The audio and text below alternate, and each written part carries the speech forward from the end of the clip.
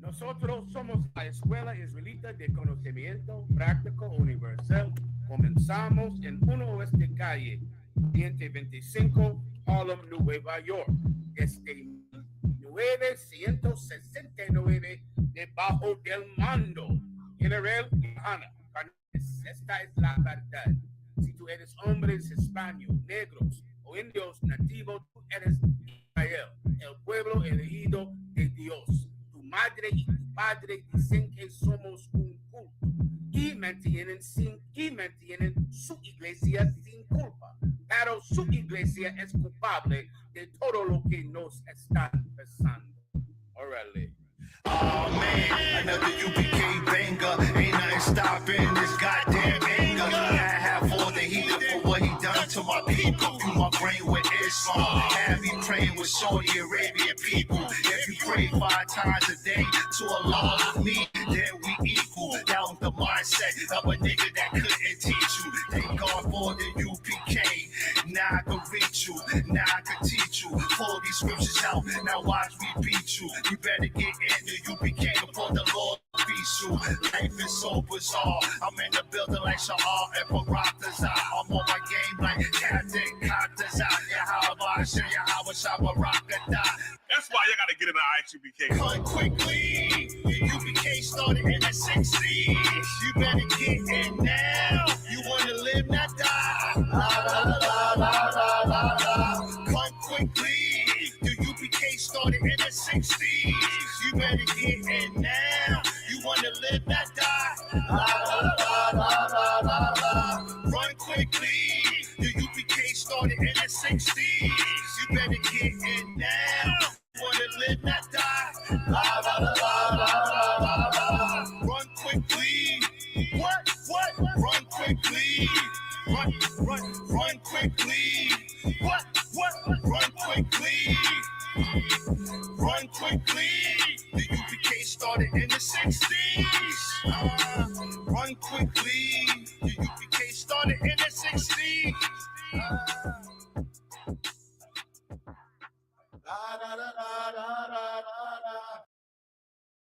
But I still keep it a stack. I'm in the truth. Not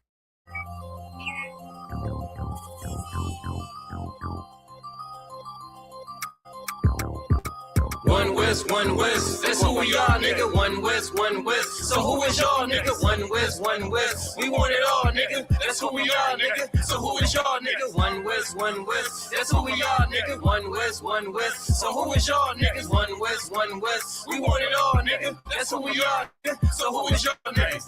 UPK soldiers got them killers with me. And I don't fuck with every spot cause it's too iffy. Real motherfucking prophet cause the Lord with me. But don't get that shit twisted, I got Drake's with me. Yeah, bitch, and that whole 50. Run up on me wrong, you gon' catch 60. Wait, you gon' catch 20. The other 30 for your homies, bitch, I got plenty. And I'll shoot this motherfucker till that clip empty. Taking orders from your bitch, you a fucking simpy. Shit, should be televised. The way I'm cutting niggas up, bitch, I'm a samurai. Niggas swear they in the truth, but telling hella lies. Stumping like you Greek, bitch, you Hellenized.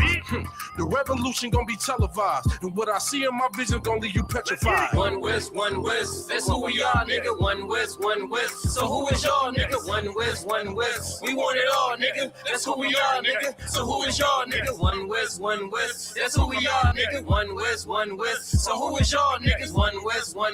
We want it all, nigga. That's who we are, nigga. So who is y'all, niggas? UPK soldiers, cowards and ops. So fuck a gas stop, I came with 6 pumps in my car. My niggas ready to swing, we like kids at the park. So touch a chair around this bitch and we breaking your jaw. They think we Christian, but we not. Nothing about us is soft. I don't know what you niggas on, but that shit get you off, we booted up. We came to take zones for real. Black 40 under my garment, I be dressed to kill. Fourth dimension sitting linger, I be fresh for real. Putting scripts on your corners, but these here ain't pills. We rock covers. You official if you know those drills. Bread and water, you official if you know those meals. Yeah, you niggas soldiers get rolled over. You got police in your pocket, I got a judge in my holster. Oppressors out to get us, so remain sober. Or be chained to them chains till there's nothing that remains of us. A cult leader like Christ, we got the same culture. I bang on them, tell my enemies enemies, the rain's over. I up the sig and keep pulling like a chain smoker. The game ain't changed, one West stayed the same on them. One West, that's who we are, nigga. One West. So who is y'all, nigga? One West. We want it all, nigga. That's who we are, nigga. So who is y'all, nigga? One West.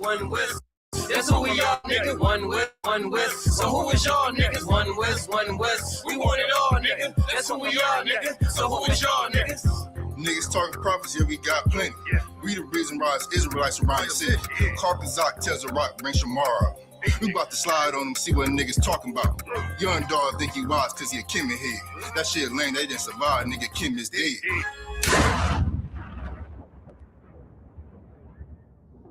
Where I'm from, little nigga, is a dirty game. I pledge allegiance to your Howard, bitch, I'm UPK. Nigga, let's talk bodies. Set up on your corner, wake up everybody. Big priest until I'm dead deceased.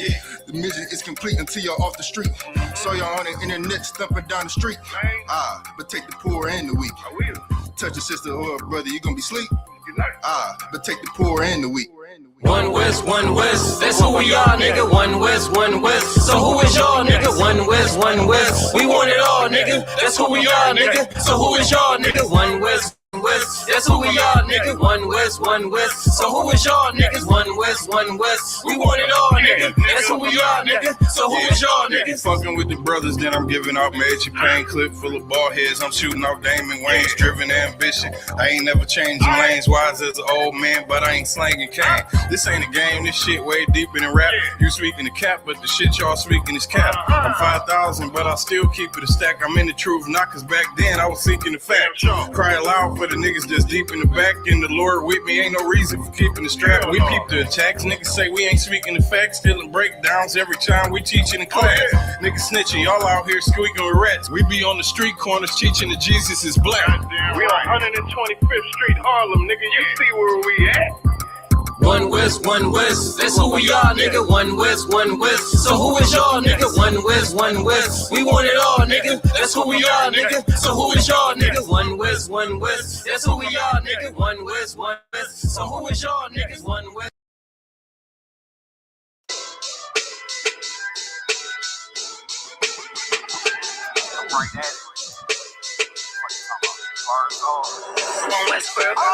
Hear the hunger in my voice. They used to tell me to speak up. The problem wasn't what I was saying, they couldn't keep up. Instead of moving around with some patience, they tried to speed up. It got colder than a bitter bitch, found me a way to heat up. What's a favor for a favor if we all didn't make it? Kept it 100 with everybody, but they just won't change. I ain't get caught up in the hype, cause I ain't feel like I made it. Couldn't picture me here now, but here's your moment to frame it. And I ain't never understand that self-entitlement spirit. I felt your vibe, I don't wanna get near it. Before I made the appearance, I took a second, took a look in the mirror. This God, Lord, the only thing that I fear. Y'all got me fucked up. It's all passion, it's tradition, it ain't fashion. It's no action. They make threats and it's still passive. I think massive, no respond, that's still tact. Y'all should quit rapping. Cheap shots, I'm cinematic. I ain't average, I'm an overthrow fanatic. I go, you lose and win like asthmatics. I got first and automatic. I'm the best in my division. In the ghetto like the pigeons, in the hood like the engine. You a bird for that chicken. I don't fake split decisions cause my mind made up, nigga. We in the end of time, but my time ain't up. Now when I was young and running wild and wide-eyed like a cabbage patch, I had to get it as vivid, adapted to my habitat. It's certain shit I won't do, certain shit you can't prove. My shit sound like a payday, yours like more when the rent. If I had $1 for every dime you counted, I would be broke. Watch it be close, got a better chance, boxing the go. And they know I'm raw, and they know the squad, and I'm feeling lost, still in charge. I don't make it follow, I follow the law. Standing tall like they on Mars. I just got a call from my bro, he behind the wall, he told me let it all. Niggas lying for some cat, I got a different line in me. Everybody intimidated, I got that guy in me. You get focused on the dimes, I'd rather keep my nine with me. Help me get this off the ground, just know you won't fly with me now. I try to make the news. I ain't playing by the rules. I've been trying to play it cool, but that ain't gonna be the living. Y'all out here looking like fools. Home with the truth. I ain't never had to choose. I'm trying to get beamed up, man. Y'all trying to make the news. I ain't playing by the rules. I've been trying to play it cool, but that ain't gonna pay the bill. Y'all out here looking like fools. Home of the truth. Y'all ain't never had to choose. Trying to get beamed up, man. Y'all trying to make the news. I ain't playing by the rules. I've been trying to play it cool, but that ain't gonna pay the bill. Y'all out here looking like fools. Home of the truth. Y'all ain't never had to choose. Trying to get beamed up.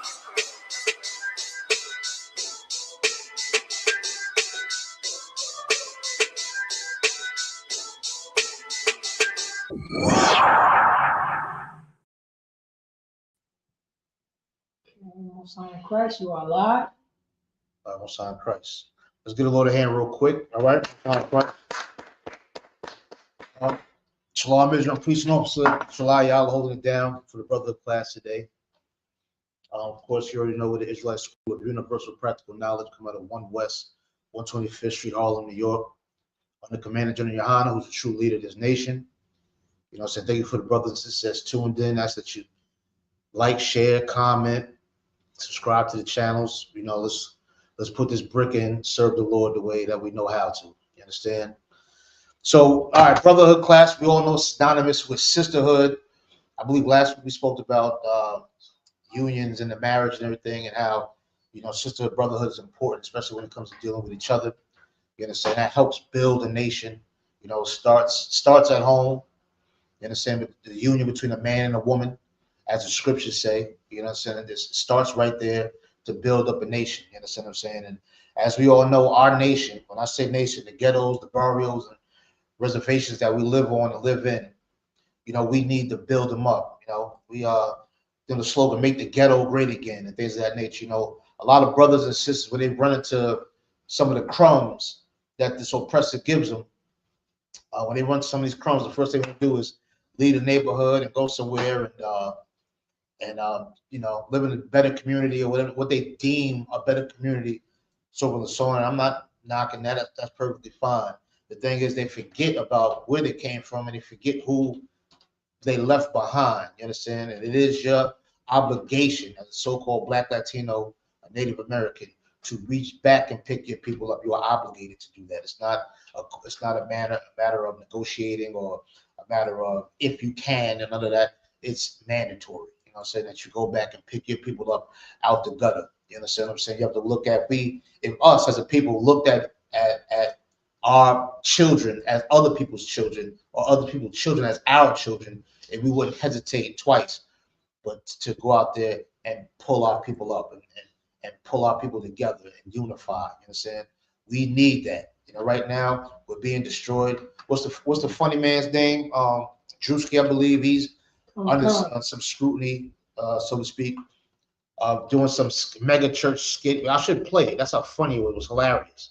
You know, he's flying through the air and walking through the blood of Jesus with the red bottoms on and all of that, and doing the snake or the worm, whatever you want to call it. I mean, I think it's hilarious. It was head on. You know what I'm saying? That's why these Christian pimps are upset, because it was so accurate. You understand what I'm saying? And why could that be funny? Why is that made fun of? Is because those are the so-called leaders of the community. You understand? These churches, specifically here in Harlem.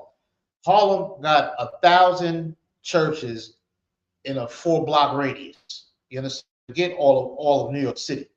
You know, so there's churches take up whole blocks, and then there's homeless that take up twice as many blocks. You know what I'm saying? But these tight suit wearing, greasy haired, pork in between their teeth having pastors are so-called leaders and community leaders, and these so-called councilmen and all of this other garbage, these little political seats that they hold and all of that. These are the so-called leaders of our community, and we all know that they are weak. You understand? They are easily sold. You know what I'm saying? That rectum is for sale without hesitation. You understand? All the oppressor has to do is come through with just a few crumbs and decorate it with some lilies or something, make it look nice and pretty, and pastors and these so-called Black leaders and Latino leaders and Native American leaders, they'll eat it on up, you know, suck it on up. You understand what I'm saying? And that has to stop. You understand? As we have to stop looking as a people. We look at what seems to be successful. Brother got a suit on and all that. He seems like he's educated. He seems like he knows what he's talking about. You understand? He seems like, you know, he might be on to something, as opposed to a brother who may be a sanitation worker, or a brother who may be a custodian, you know what I'm saying, or a brother who collects scrap metal for a living and makes a decent amount of money. You know what I'm saying? We don't look at these brothers as possible leaders, as prophets and chosen people of God. We don't look at them that way. They don't fit the description. What description? the description that the oppressor gave of what success looks like. You understand? Of what success looks like. It doesn't fit that description that the oppressor gave us, and that's sad. You understand what I'm saying?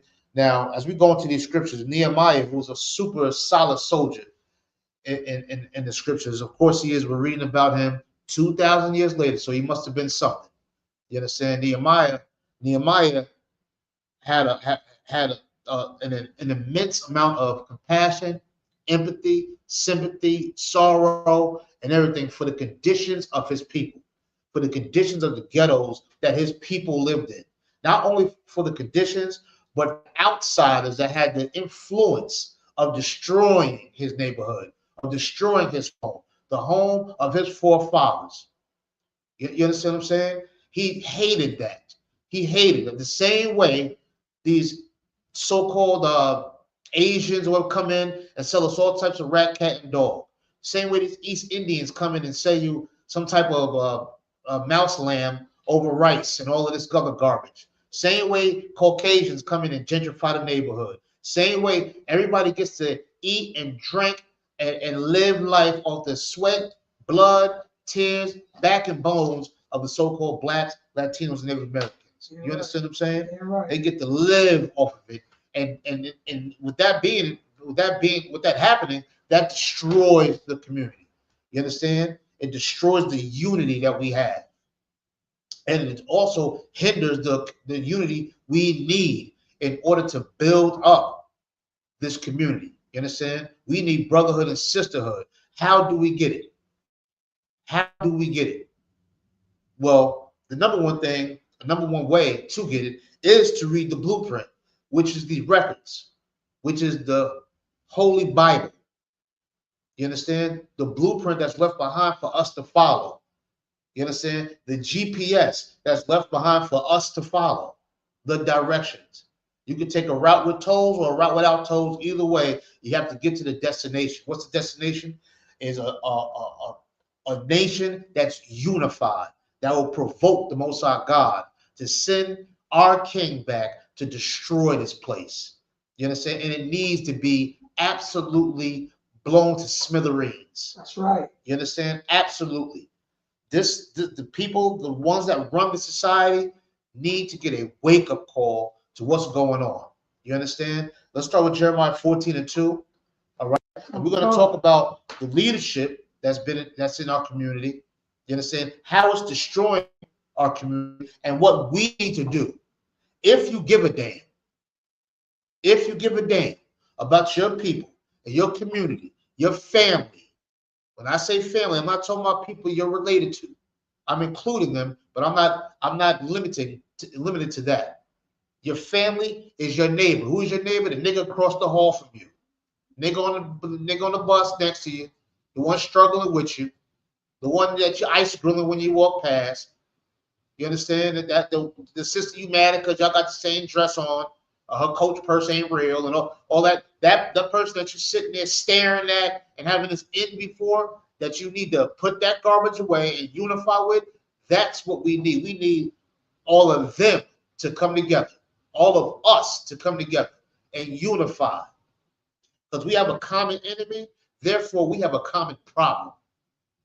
You understand? We have a common problem. And we have to build this community up. Because right now, we are in an extreme state of emergency. There's a lot of weakness around us. A lot of moist, tender, just soggy leadership, so-called leadership. You understand? And if you talk to any brother in the Israelite School of Universal Practical Knowledge, they'll tell you 1,000,000 times over, Commander Junior Hana is the true and only leader of this nation. Yeah, right. You understand? How do I know that? He's selfless. He follows this blueprint to a T. And not only that, he gives it to us for free. You understand? For free. You understand? And we need to grab hold and cleave on to what we know is right. Not for how we feel, not for how our stomach makes us feel, not for how our scrotum and all of that makes us feel, and your private parts and all of the satisfaction. Not that. What you know is right. What you know is right. And we have to go through it to get to it. You understand? Let's start off with Jeremiah 14:2. We're gonna read that. We're gonna get to. We got a lot of scriptures to bring out. You understand? A lot of scriptures. So try to follow along the best way you can. All right. Come on with it. Come. But Did you see the check the volumes? oh no. That's why I told him to check his volume. Okay, So come. we are good. Yeah, we are good. I told him to check his volume. Christ. Shout out to brother Kawak, man. All right, let's get to it. Jeremiah 14:2. Jeremiah chapter 14, verse 2. Judah mourneth, and the gate thereof language. You understand? People familiar with the scripture, all right? But for those who are not, we're gonna break it down. And for those who do know, we're gonna reiterate. You understand? Maybe it's a brief review, but you need it. All right. So Judah's mourning. Who's Judah? The Jews, us. You know what I'm saying? We're mourning. And you know we're mourning. How do we know that? Because we have people that's overdosing. We got brothers and sisters being unalive. You see the ICE agents that's sitting there. The ICE agents shot tear gas into a family's caravan, I believe. A so-called black family got children, had a baby in there, a few months old. Tear gas as it exploded. The mother said foam was coming out of the baby's mouth. Baby's eyes rolling behind his head. Can you imagine your child going through that? Or seeing any young child go through that? You understand? These are the things that we're going through. You see the Mexican brothers and all that going through that? See Venezuela's getting bombed and all of that? Do you see the atrocities and things that's going on right now to our people? We are in mourning. You understand? We don't give a damn about none of them so-called upper class Oprah Winfrey's and Jay-Z's and all of that. They got their tongue too far up the anus of the oppressor. We have to focus on the common people, who is you and I, who is we, who is us. You understand? We are in mourning. I don't give a damn what you got going on. If you walk outside and you see another black or Latino man or a Native American man, woman, or child out there hungry, starving, sleeping in the cold. Do you know there's homeless out there in Minnesota? It's cold as hell. You see all that snow out there? You understand? You know how many brothers and sisters are struggling out on the reservations out in Wyoming and Montana, places the news don't even go to? In South Dakota, North Dakota, Iowa, and all of that? There's brothers and sisters out there hurting. You understand? Absolutely hurting. That's going through it. We are in mourning right now. Professor, you want to say something? Salakia, I want, if I may. You know what I'm saying? A lot of brothers and sisters don't know what the ISUBK, the priest of the prophet of the Lord, don't do on, you know what I'm saying, on any day. You know what I mean? Because it's not written down. You know what I'm saying? One day I was late for my train. I ran into a brother who just got out of jail. It was freezing outside. And he came up to me and said, yo, do you know where the shelter at? You know what I'm saying? 124th Street. I'm like, ain't no shelter on 124th Street. So I'm like, yo, what is the address? Let me help the brother. So what is the address? Blah, blah, blah, blah, blah. You know what I mean? He gave me the information, so on and so forth. It was cold outside. I said, yo, wait a minute. Stay right here. I gave him a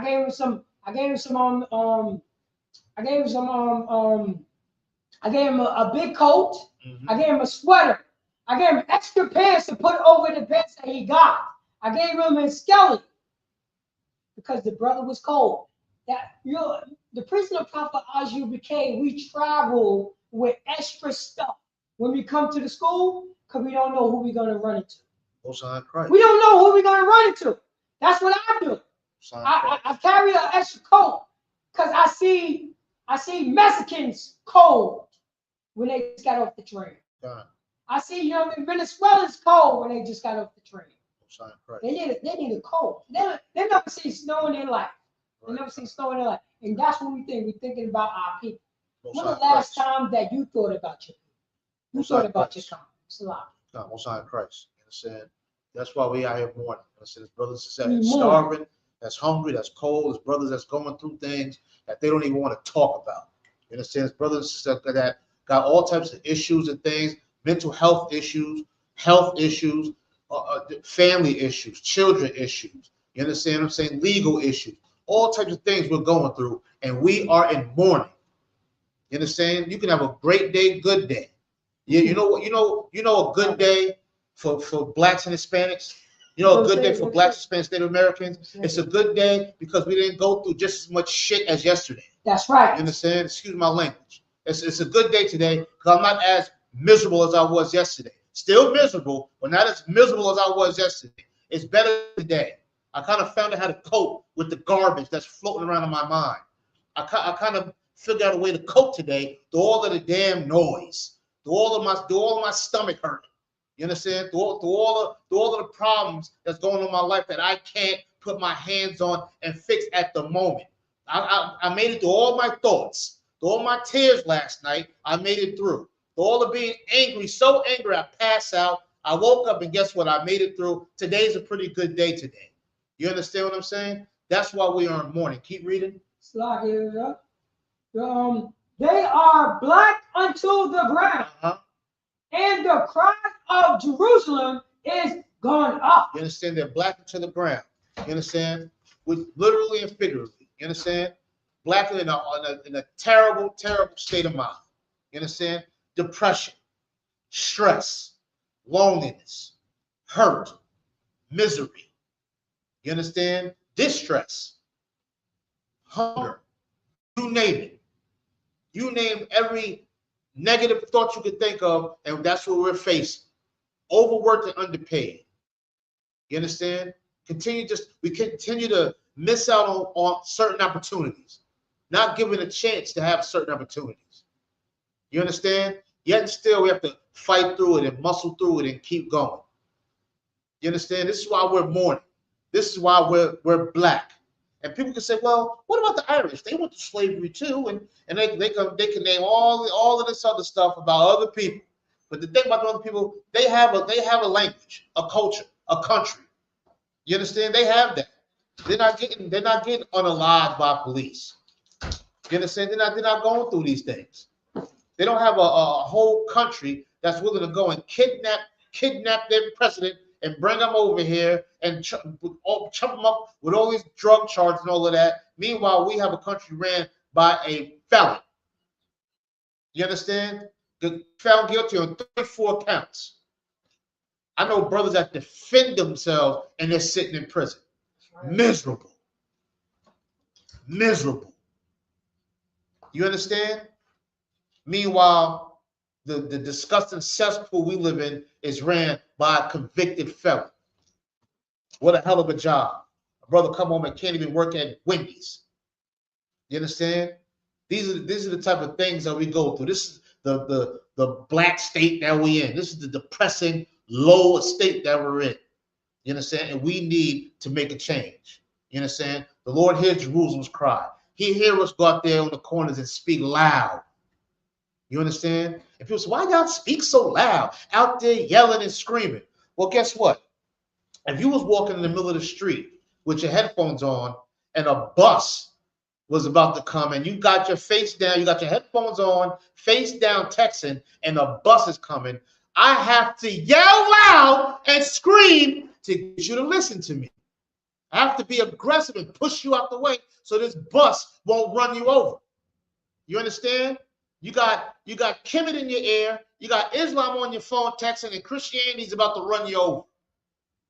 So I got to scream loud. You understand? Because you may not comprehend the state that we're in. You may not comprehend it. Drop that. Let's go with Nehemiah real quick. Nehemiah chapter 1, verse 4. Now we're going to start talking about Nehemiah. All right? We're going to read through these very quick. So try your best to follow along, all right? Chapter 1, verse 1. Chapter 1, verse 1. Let's get through it quick. Okay.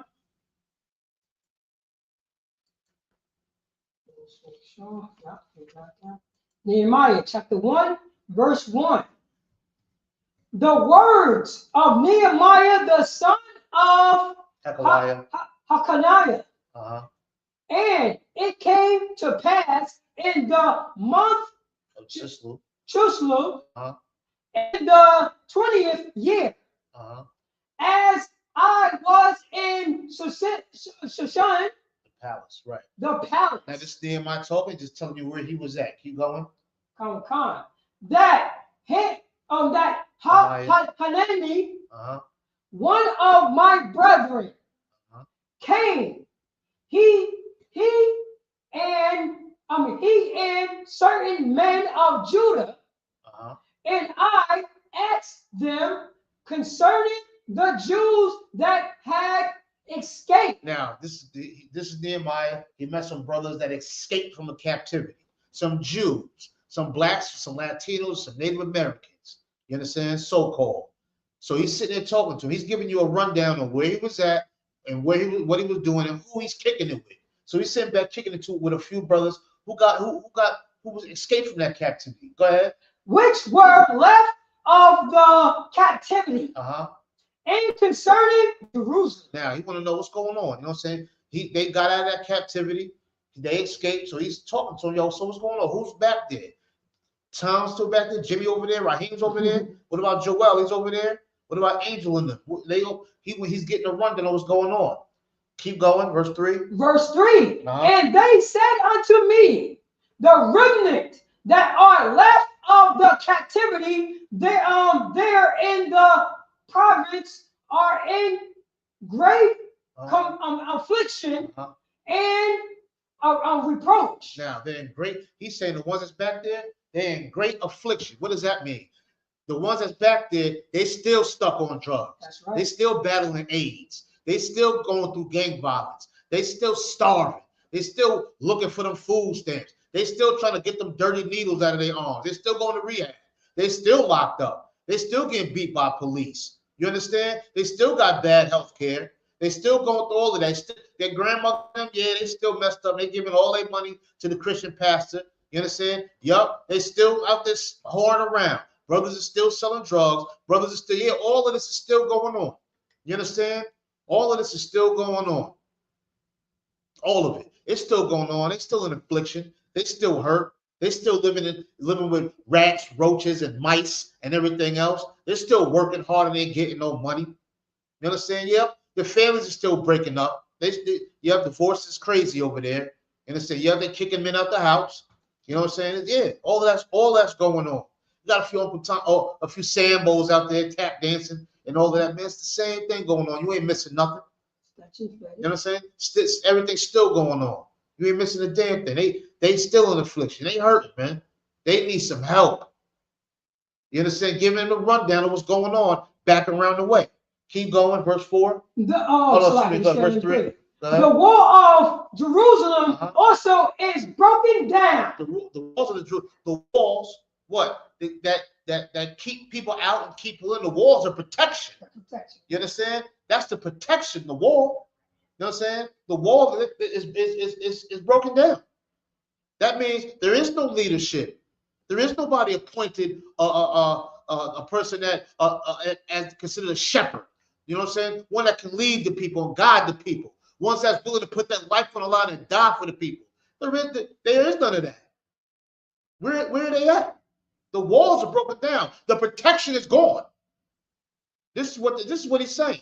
If you can understand it. You understand? The walls are broken down. Go ahead.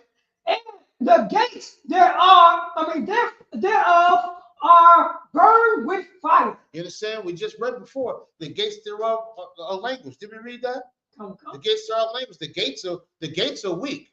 You understand? The gates are weak and torn down, broken down, caught on fire.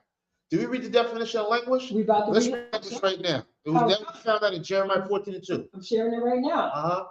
To language means to waste away, weaken, or suffer negligence, often by extinguished assistance in a unpleasant situation for a long time. Now you can drop that, you understand? So this brother's giving you the rundown. Our leaders are gone. There's nobody to save us, to lead us, to guide us. There is nobody. Keep reading. Come.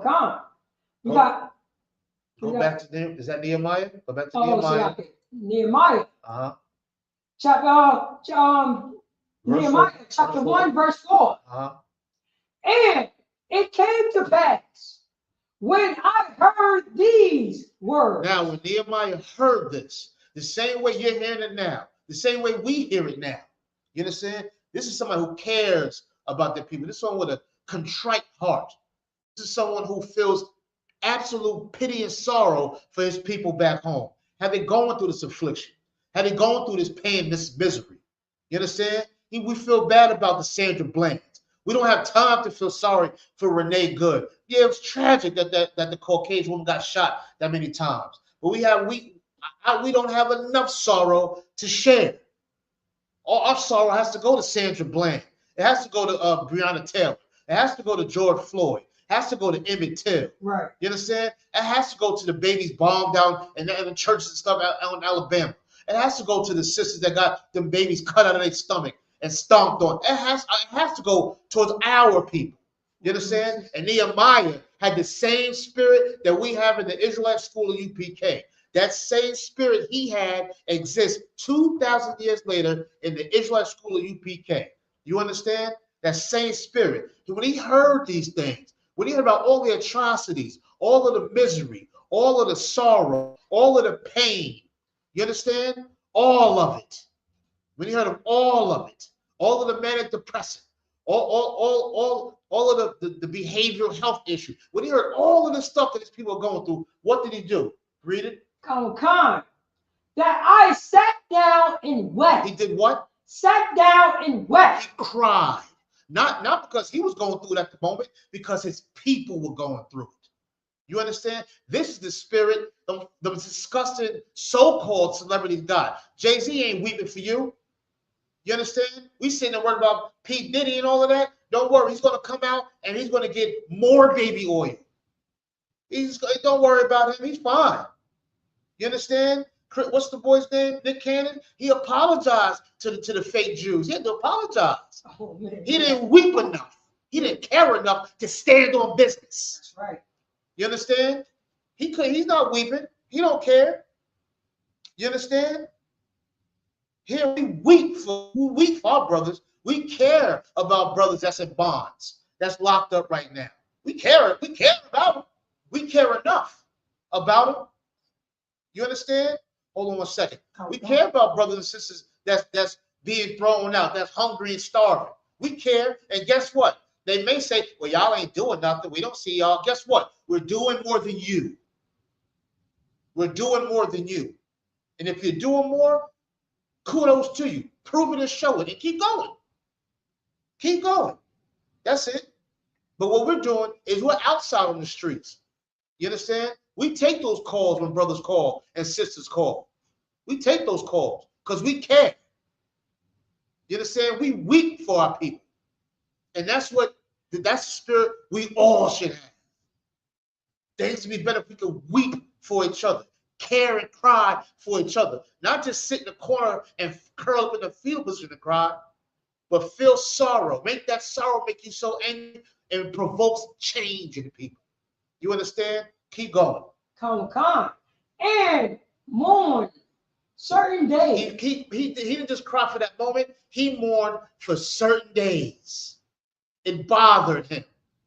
You understand? It bothered him. You ever have something bother you and you can't sleep good at night? Or you might sleep a little while, get up in the middle of the night, and it's still on your mind? You're still trapped? You're still incarcerated mentally? You understand? For certain days, this was on his mind. He cried and wept and felt sorrow for certain days. It didn't just go past. It bothered him. Keep going. And fast and pray before the power of heaven. He had to sit there and talk to the God of heaven. You can read it as it is. Come. You know what I'm saying? He had to speak to the God of heaven. He had to fast and he had to turn it on spiritually. And let me tell you something out there. You and us together have to turn it on spiritually. If you think you're going to do something with your fists and all of that, the Lord will break your damn hand. He'll take your fingers on. Take your fingers away. You ain't doing nothing. You better turn to the Most High God, your power, your strength. You understand? And stop thinking you got the strength. You ain't got a goddamn thing. The strength you got is the Most High God. You understand? And that's what we have to do. Turn to the Most High God.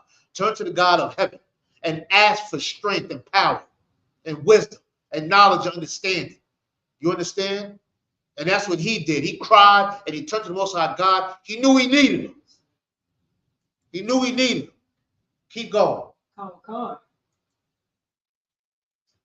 We got Nehemiah chapter 1 verse 5. And said, I beseech thee, O Lord God of heaven. I'm begging you, Most High God. Go ahead. The great and terrible God. No, the great and loving and hugging God. The great and terrible God that touches your mom at night.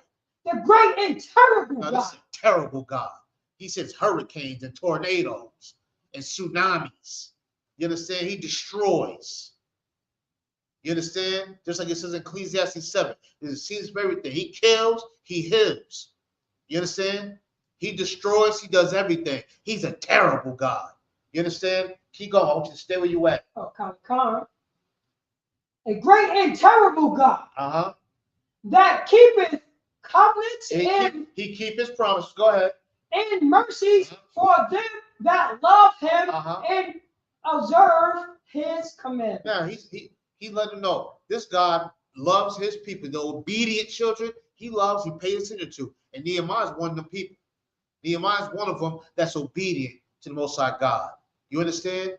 He's obedient. He serves Most High God. How? He weeps for the people of God, which is his people. He weeps for them. You understand? He cares about them. It bothers him to see his people when you walk down 125th Street. You understand? The same cadence we give.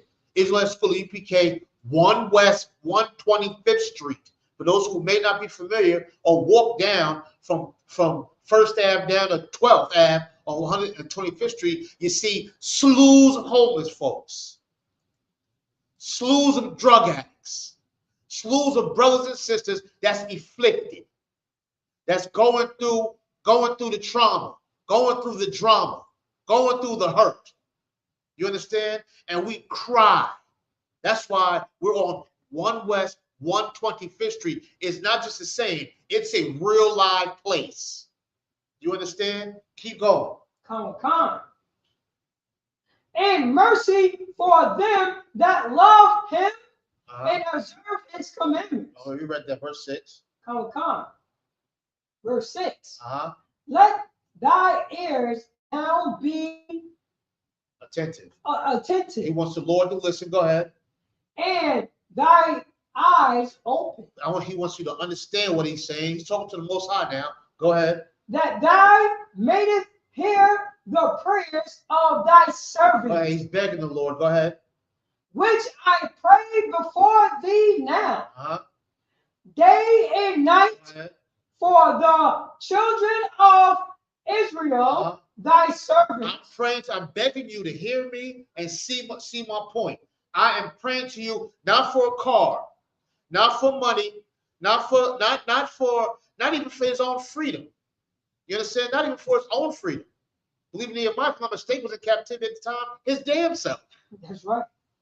You understand? He's in captivity at the time, his damn self. He's praying for his people. So like it's a righteous man that was following this story, but he had to follow his nation into captivity. He's not the individual, all of them. Absolutely. He's praying for his people. He's praying for the so-called blacks, Latinos, Native Americans, as we read it here. For the children of Israel, thy servants. No matter what job you got, no matter what situation you may be in, maybe if you listen to your boss, your manager, if you listen to the correctional officer, if you listen to whomever, you understand? You may be a servant to them physically, but your whole life, you are a servant to the Most High God. You understand? The Creator. You understand? He's praying for his people who are his servants. He's praying for Israel.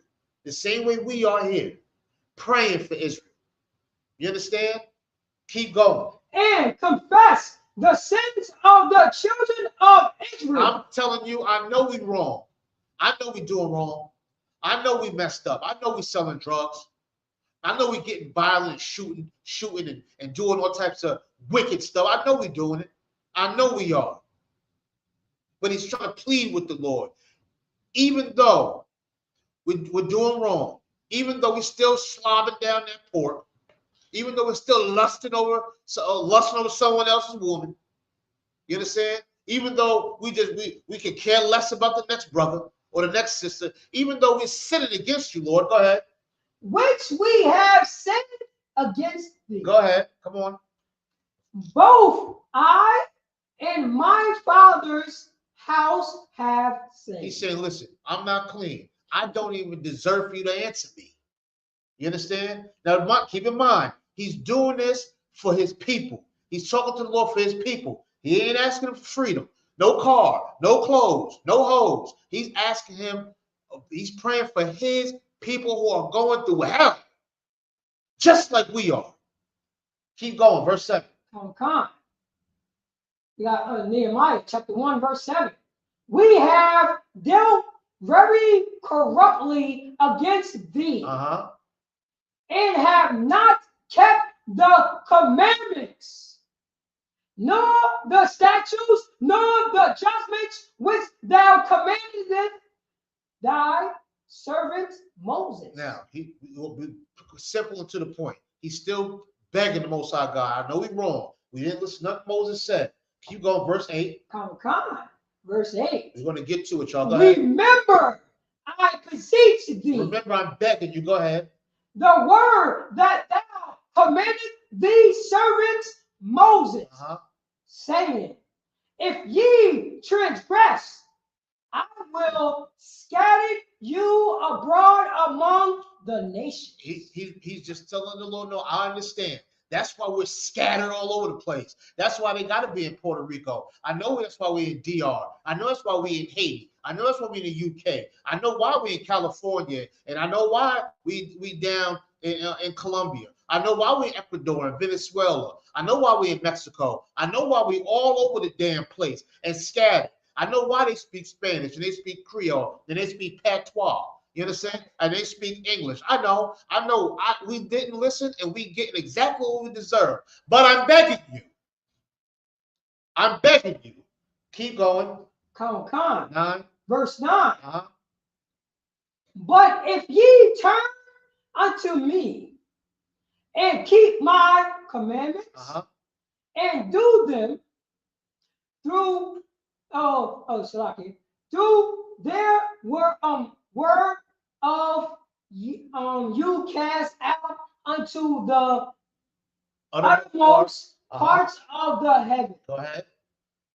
Yet will I gather them from hence. Go ahead. And will bring them unto the place that I have chosen to set my name there. Now, what is that place? That place, Jerusalem. So he's saying, if you can just turn unto me. That's right. If you can hear it.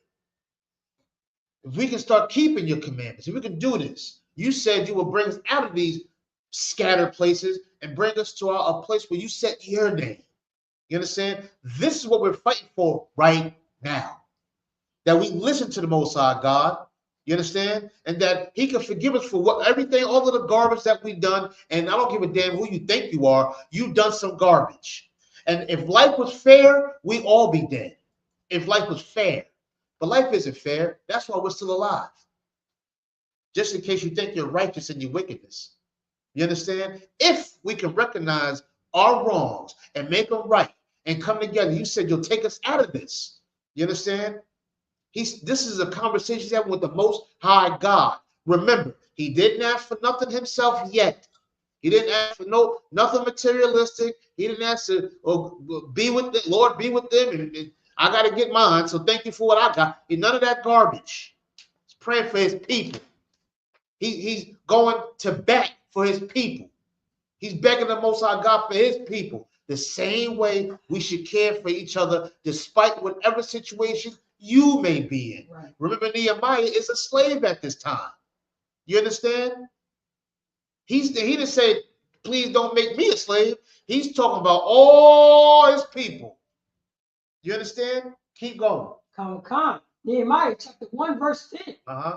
Now these are thy servants and thy people, who thou hast redeemed by thy great power and by thy strong hand.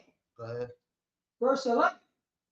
O Lord, I beseech thee, Let now thy ear be attentive to the prayers of thy servant. Now I'm asking you again to please hear my prayer. Now this seems pretty long. We're going to get directly to the point. We got a little bit of time.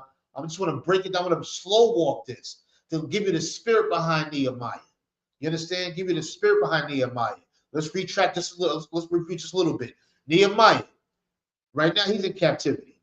He just got the scoop from the brothers that came out, that escaped from that captivity, and listening to what's going on back home.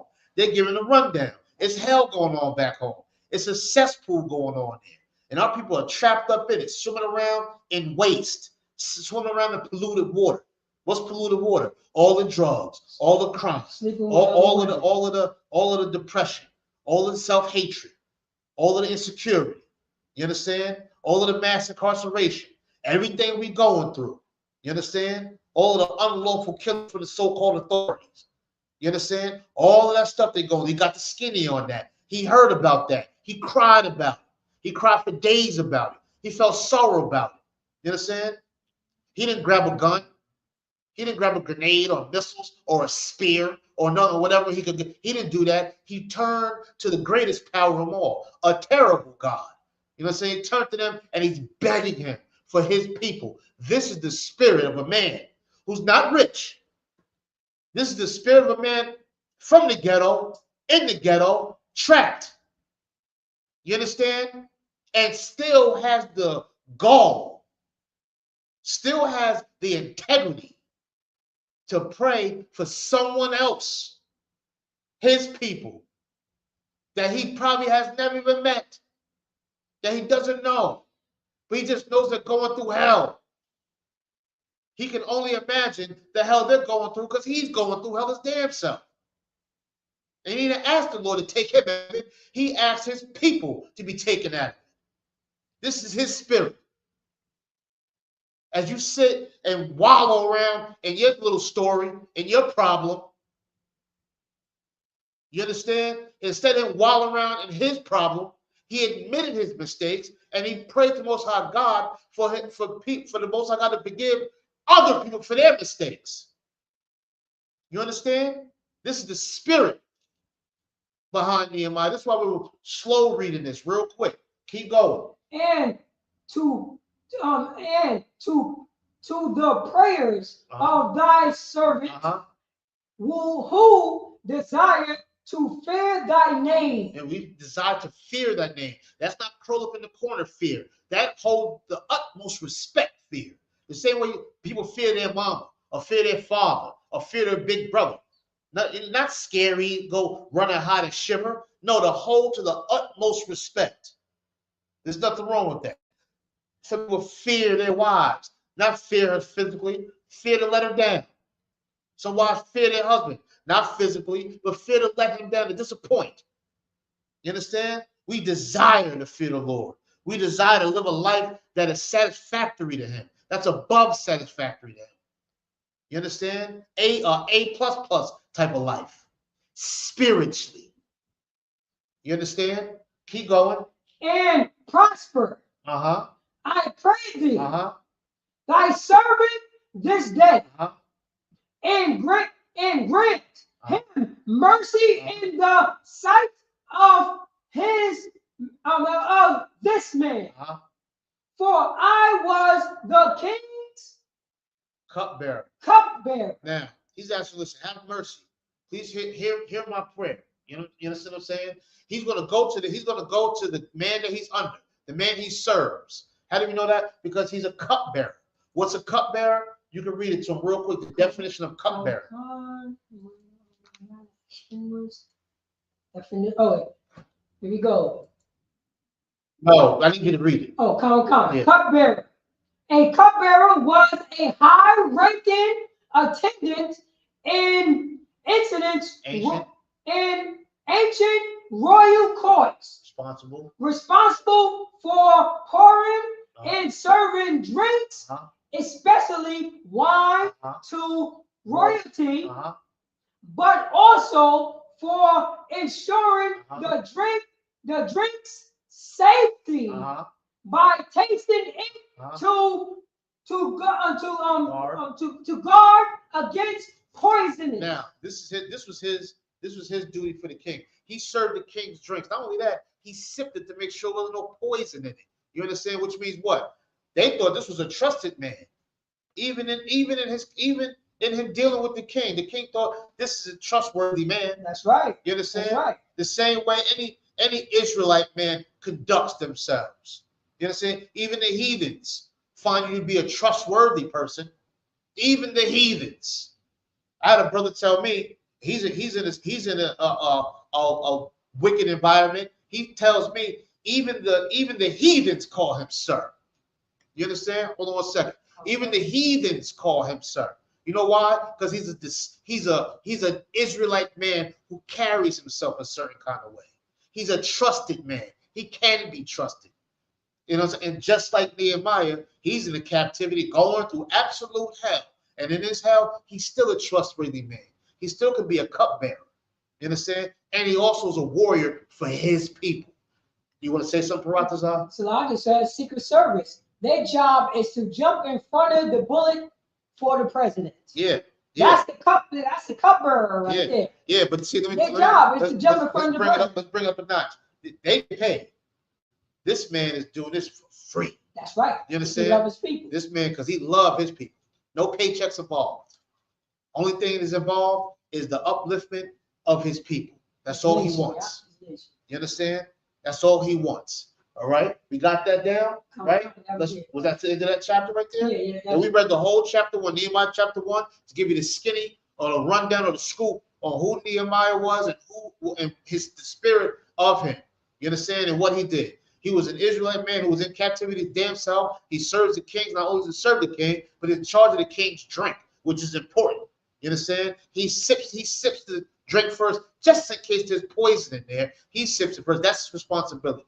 Not only that, his greater responsibility is to serve God and to rescue his people.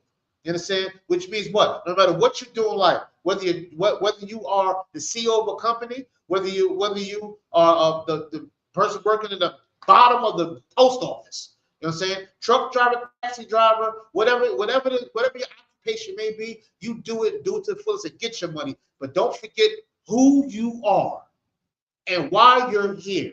You're here to serve the Lord and you're here to serve your people. I don't give a damn what situation you in.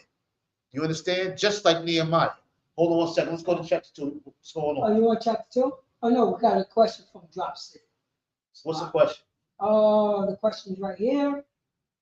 Can you explain Hebrews 8:7-13? Someone trying to use it to tell me new covenant nullifies the old covenant. All right, we'll get to it, brother. Just give me a second. Right now, it's the brotherhood class. We'll get to it though. All right. Let me stick to what I'm teaching, and then we'll get back to that. All right. There's probably some nut who don't know what they talk about. Not Drop City, but whoever is talking to the brother. Big up to my man Drop City. You know, solid brother out there learning this truth. You understand what I'm saying? Give me Nehemiah chapter 2. All right. Right now, we're sticking to brotherhood. We're gonna talk about the covenant. If we get time at the end, if not, I'll save that question for General Hyman or whoever's teaching Thursday class. We'll get to it for sure. All right. So let's keep it rolling. Okay. So let's go to Jeremiah. Let's start with verse 1. Let me see it real quick. Well, verse 1. This is verse 1. I'll go down for a second. Come. All right. So we're verse 2. Come.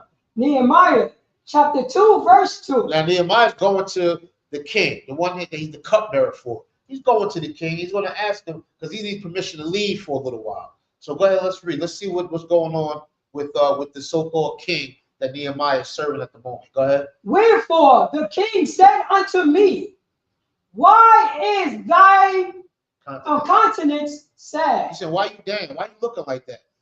Don't forget, as we read in chapter 1, he cried for his people. He wept for people for certain days. The king can see something's wrong with his cupbearer. Something's wrong with his servant. And he wants to know what's wrong. Why are you looking like that? Go ahead. Seeing thou art not sick. So you ain't sick. You don't look like you got the flu. You don't look like you got COVID. You don't look like you got a cold and nothing. You don't look like that. I know you're not sick. So what's the matter? Go ahead. This is nothing else but sorrow of heart. You understand? You look like something's bothering you. Go ahead. Then I was very sore afraid. And he didn't even want to talk to him about it. You understand? He didn't even want to bother him about it. He was sore afraid. Like, I don't even know if I should really explain to him because he's yet still, as you can see, the king trusts him with that cup. But as an Israelite man, he didn't trust that king. So I don't know if I should tell him this or not. I don't know. He might flip the script on. I don't know if I should tell him or not. Go ahead, verse 3. Verse 3. Uh-huh. And said unto the king, Uh-huh. let the king alive forever. Let the king live. Or let the king live forever. Uh-huh. Go ahead. Why should not my countenance be sad? Uh-huh. When the city, Uh-huh. the place of my father's sepulchres, lieth waste, and the gates thereof are consumed with fire. In other words, he's saying to the king, why should I be happy when my people are messed up? Why should I be happy? I should be sad. My confidence should be down. My morale right now should be down because my people are screwed up. They messed up right now. Just a reminder, y'all, this is the brotherhood class. This is the sisterhood class. We're going to talk about brotherhood and sisterhood. I pray you follow along. You understand? He's saying I shouldn't be happy. He's in the palace right now with a king that obviously trusts him. He probably don't want for nothing right now. You know what I'm saying? And right now he's sad and upset and hurt and weeps because of his people. Because they're going through hell on reservations. Because they're drunk out of their mind, alcoholics sleeping in abandoned cars. Because there's little children, their little sisters out there on these reservations getting kidnapped. 743 of them missing. Nobody's talking about it. You understand? ICE could be doing it. ICE could be a part of this whole sex trafficking thing and everything else. Them little sisters out there missing. You understand? They out there. You never know what's going on out there. You understand? He sees a drug epidemic. He sees what's going on, and he hurts to see people going through this. Why shouldn't I be sad? And if you listen, you should ask yourself, why shouldn't you be sad? Is it because you got a nice, warm, cozy place to go to? Is it because you got a nice car to drive through or drive with? You can go home, back and forth. You got four-wheel drive, your radio work, and all of that. You don't get lost. You got GPS. Everything's nice and cozy. Your kids is nice and healthy. You're not worried about them being fed to alligators. You understand? You're not worried about someone kicking the door and taking your child and beating the daylights out of them like Emmett Till. You know, these things don't bother you. They don't affect you. You fine. You good. You know, what? Be sad about what? I got mines, right? That's the type of disgusting, stinking attitude we have, and that has to stop. You understand? So he's saying, why shouldn't I be upset and down because of my people? Keep going. Verse 4. Nehemiah chapter 2, verse 4. Uh-huh. Then the king said unto me, for what doest thou make requests? He said, what do you want? What can I do to make it better? Nehemiah said, go ahead. So I pray to the God of heaven. Now he's sitting there, now he's praying right now. He's praying. And now he's going to bring it to the king. See what this bastard says. Go ahead. Verse 5.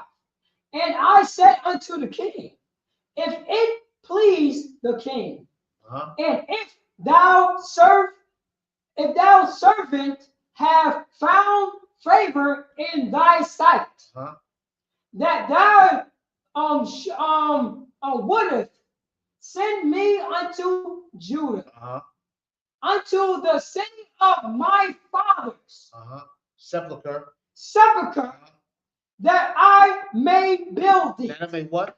Build it. He want to go back to the community to do what? Build it. He want to go back to build it. He's saying, listen, through all of the hell that my people are going through, you understand? All the atrocities that my people are going through, I want you to send me back there so I can build it up.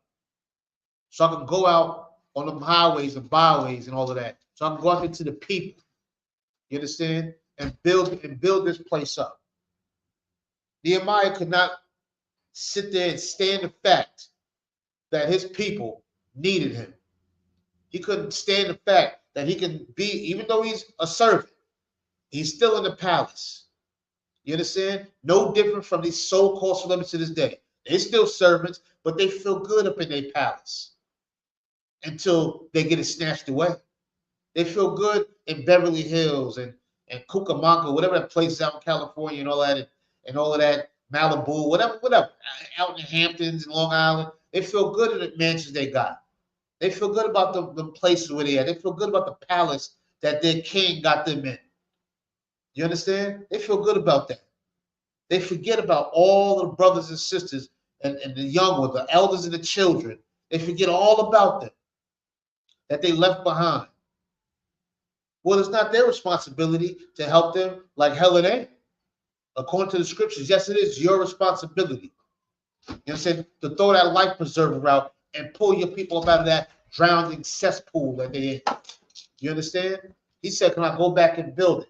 Go ahead. Nehemiah chapter 2, verse 6. And the king said unto me, the queen is also saved by me. No. By him. This is it's in parentheses. The queen is also sitting by him, which he's giving a rundown. The king, he's talking to the king, let people know that his queen is sitting next to him. You know what I'm saying? Which we all know she can have a major influence. See what she says and whispers in his ear. You understand? Right. So he's painting the picture. Go ahead. Uh-huh. For how long shall thy journey be? So he said, no, you want to go? How long? How long you going to go? You know what I'm saying? He's contemplating, or should he let his servant go? Go ahead. Just like the rest of the brothers, since I got to debate and see if they can get the time off. I don't know if I can go to Passover because I don't know if I got enough time added up and accrued enough time and all of that. He's asking for some time off. Go ahead. And when will thy return? Yeah, what days you want? You know what I'm saying? When you gonna come back? All that building up and all of that, that's cool. But when you coming back? Go ahead. So it pleased the king to send me. Uh-huh. And I set him a time. So he said, look, I'm gonna go this time or whatever case, I'll be back. All right, go verse 7, straight to it. Come. Verse 7. Uh-huh. Moreover, I said unto the king, uh-huh. if it please the king, uh-huh. let letters be given me to the governor uh-huh. beyond the river, uh-huh. that they may convey me over till I come unto Judah. And it says, so he's like, look, just write me a little pass, and so I can give it to the other folks, and then I'm coming through. You know what I'm saying? And and so it won't be no issue, no problem. So he's just basically asking for a pass. You know what I'm saying? And go through. Go ahead. Come, freedom papers. We're gonna get to it. Go ahead. Come. And a letter unto Asaph. All right, we can drop that. Go to verse 9. All right. He's giving a rundown of who he needs to give the letter to, and so forth and so on, as he travels through certain places to get where he has to go. This is just like Francis says, a freedom pass. You know what I'm saying? Where's your papers at, boy? He can show his papers. The king sent me over here. I'm going over there to do that. Like a servant. You understand what I'm saying? Still needs permission. Meanwhile, keep in your mind, even though he got to get permission from another man, as strong and powerful as Nehemiah was, the Lord being with him, he's still playing his role as a servant. You understand? Still didn't ask the Lord to save him. Still didn't ask the Lord for a brand new room or more gold or more jewels or more whatever. Not for himself. He still prayed for his people. You understand what I'm saying? Right. It's no red bottoms, none of that garbage that these Christian pastors ask for. You understand? He didn't ask for none of that. You understand? Keep going. Come. Nehemiah chapter 2, verse 9. Uh-huh. Then I came to the governor beyond the river. So he's traveling. Go ahead. And gave them the king's letter. Now, this is all just painting the picture. He went to one of the disgusted lands. He's walking through, gave it to the governor there, saying, I'm passing through. Go ahead. Now the king had sent captains of the army and horsemen with me. Now he got a few brothers with him. Not brothers. He got a few of the king's military men, a few of the king's hosts that traveled with him. You know what I'm saying? Obviously for safety reasons. Go ahead. When Sambalot, Sambalot, the Horonite, and the Tobiah, the servant, the Ammonite. And these are two heathens. Go ahead. Heard of it. And grieved them exceedingly. That there was come a man to seek the welfare of the children of Israel. They said, who the hell is this man coming through here saying he's going to go deal with the children of Israel? Who the hell are them crazy niggas called ICBK or whatever they're called that say we're going to go out here to speak about the welfare of so-called blacks, Latinos, and Native Americans? Who the hell are they? Who are they to go out there and do that? They ain't get they get who on drugs? You know what I'm saying? Who are they getting on for drugs? They gonna do what? They stopping abortions. They gonna speak against that? What are you talking about? Who are these people? Who are they? How come they're not shucking and jucking and jiving and tap dancing like everybody else? How dare he fall out of line and get a pass to come out here? You mean to tell me these devils somebody gave them a sound permit to go out on the corner? To do what? Oh, hell no. I don't like that. What they saying with that man saying belly? I don't like that shit there. Oh, no. He coming up and he flossing too much. Yeah, I don't like that. You know what I'm saying? And guess what?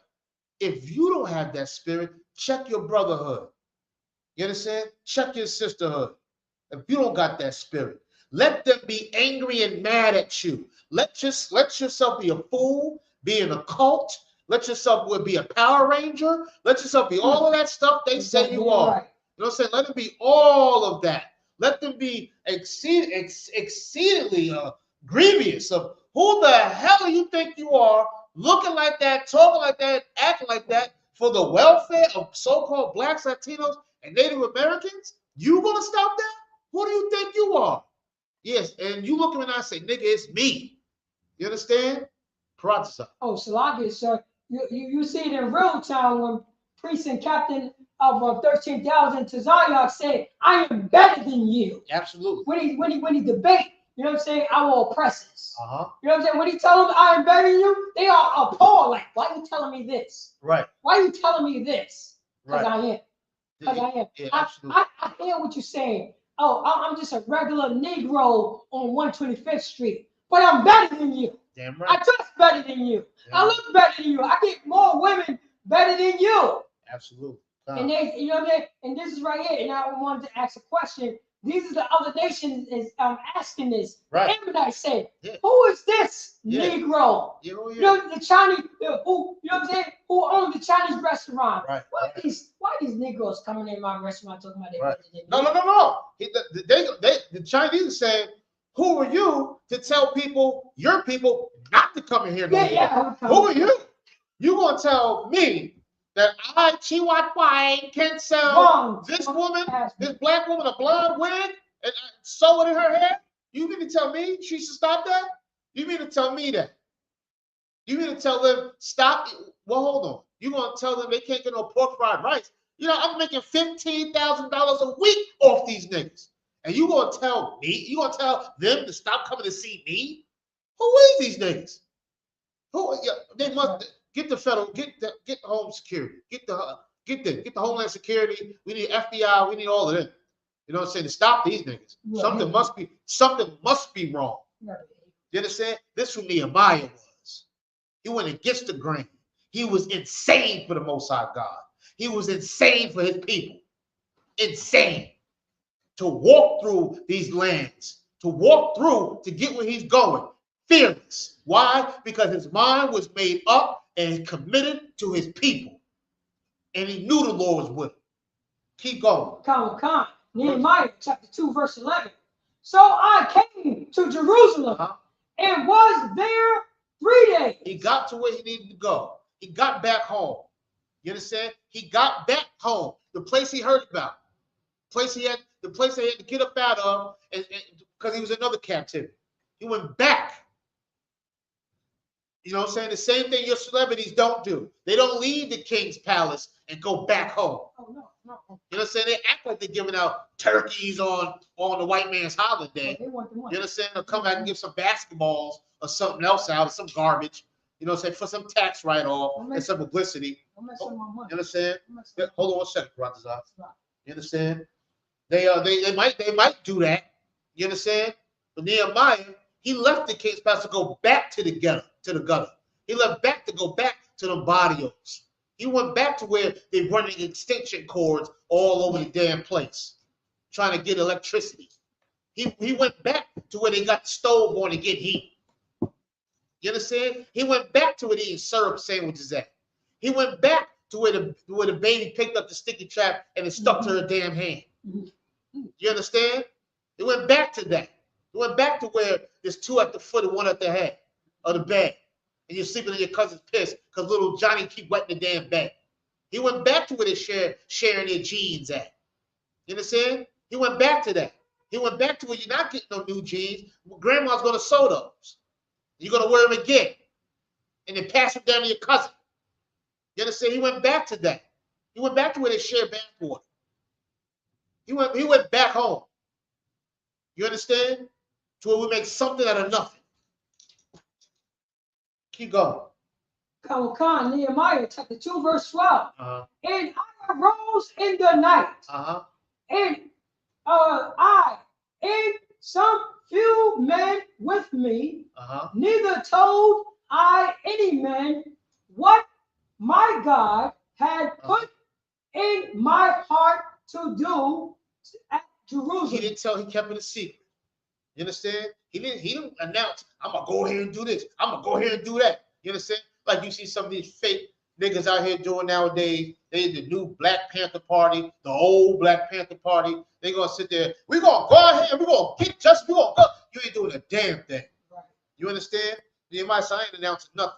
I know what the Most High God told me. I know what I gotta do. You understand what I'm saying? He's not gonna sit there and do all of the wolf, selling all the wolf tickets and all the talking. You understand? Like a lot of people that may be doing. You know, so you got a lot of couch prophets out there. You understand? Got a lot of that. Got a lot of internet and Christ out there. You understand what I'm saying? Do a lot of talking and typing. The thumb thugging or whatever you want to call it. You understand? He ain't announced a goddamn thing. He's gonna go out there to make it work, make it happen, or either die trying to do it. Keep going. Neither was there any beast with me. Yeah, I ain't got no dog. I ain't got no wolf. I ain't got nothing with me. All I got is the Most High God with me, and nigga, that's all you need. You understand what I'm saying? All you need is the Most High God and your contrite heart and your fearless will to go out there and conquer in the name of the Most High God. Keep going. Save the beast that I have rode upon. Understand? I got my little goat or horse, whatever I rode in on. That's what I got. Keep going. Verse 13. Come on, and I went out by night by the gate of the valley, even before the dragon well, and to the dung port. Yep, all the garbage is there. I'm not going to say the word. Well, you know what dung is. Keep going. And build the wall of Jerusalem. Jerusalem. Now, he's seen the wall of Jerusalem that he heard was broken down, that he heard was tore up. You understand? That he heard was languished. You understand? He heard about it. Now he's seen it with his eyes. You understand? He went back, he's seen it. He see them corrupt leaders out there taking advantage of his people. You understand? He sees it. He sees the Al Sharptons, the Creflo Dollars, the TD Jakes, the what's the guy Jennings? What's the nigga's name out? Philly Jennings or some shit. Oh, that's some garbage. Excuse my language. You know, he sees all of that. You understand? He sees these suckers out there. He sees the drug dealers out there. You understand? He sees the whoremongers out there. He sees the pain. He sees it for himself. Hands on. Go ahead. Which were broken down, and the gates thereof were consumed with fire. You understand that? Straightforward. Go 14. Let's roll. Come. Verse 14. Then I went on the Then I went on to the gate of the fountain and to the king's pool. But there was no place for the beast that was under me to pass. So basically saying there wasn't a space for him to get through whoever he's riding on. Whatever the beast is, I don't know if it's a mule, a goat, a horse, not sure, but whatever beast is under him, it couldn't get through that path. Go ahead. Come. Verse 15. Then went I up in the night by the brook. At nighttime, which means he's being stealthy, being sneaky, being low key. You understand? Does not want to be detected, obviously. Go ahead. And viewed the wall and turned back and entered by the gates of the valley and so returned. He looked, he seen, he moved on. He turned around and went back. Go ahead. Verse 16. And the ruler knew not whether I went or what I did. Now, the rulers don't know. Meanwhile, like I said before, he didn't announce what he's there for. He didn't do that. He's moving at night, moving stealthy because he wants to see exactly what's going on. You understand what I'm saying? He's scoping the scene out, surveilling. You understand? Keep going. Neither had I as yet told it to the Jews. I didn't tell my niggas either. You understand? Right. I didn't tell the so-called Black Latinos, Native Americans that's there, the ones that's in affliction, the ones that's hurting, the ones that I weep for, the ones I'm weeping over, the ones I'm here for, the ones I didn't even tell them what I'm doing here. I didn't tell them, not yet. I didn't tell them. Go ahead. Nor to the priests. I didn't tell the so-called priests. Go ahead. Nor to the nobles. Nor to the rulers. Nor to the rest that did the work. I didn't tell nobody that was there. Not the ones with any titles, anything. I didn't tell them nothing. You know what I'm saying? Nobody knows why I'm here. You understand? Meanwhile, he already knows why he's here. He has the mission already burned in his spirit. It wasn't written down on a piece of paper. It wasn't an assignment. You understand? It was a mission. It was something he knew he had to do. You understand? It's something he had to do. He was obligated to it. You understand? To go out and get his people to build this wall up, to protect them. You understand? He had to build this wall the same way we have to build our wall. How do we build our wall? We have to separate first spiritually from the society. And the number one way to separate from the society is to look at the so-called Blacks, Latinos, and Native Americans as brothers and sisters and unify, to be on the same accord. There's no reason why our brothers and sisters out there, the so-called Latinos and some Native Americans and some West Indians out there fighting ICE alone.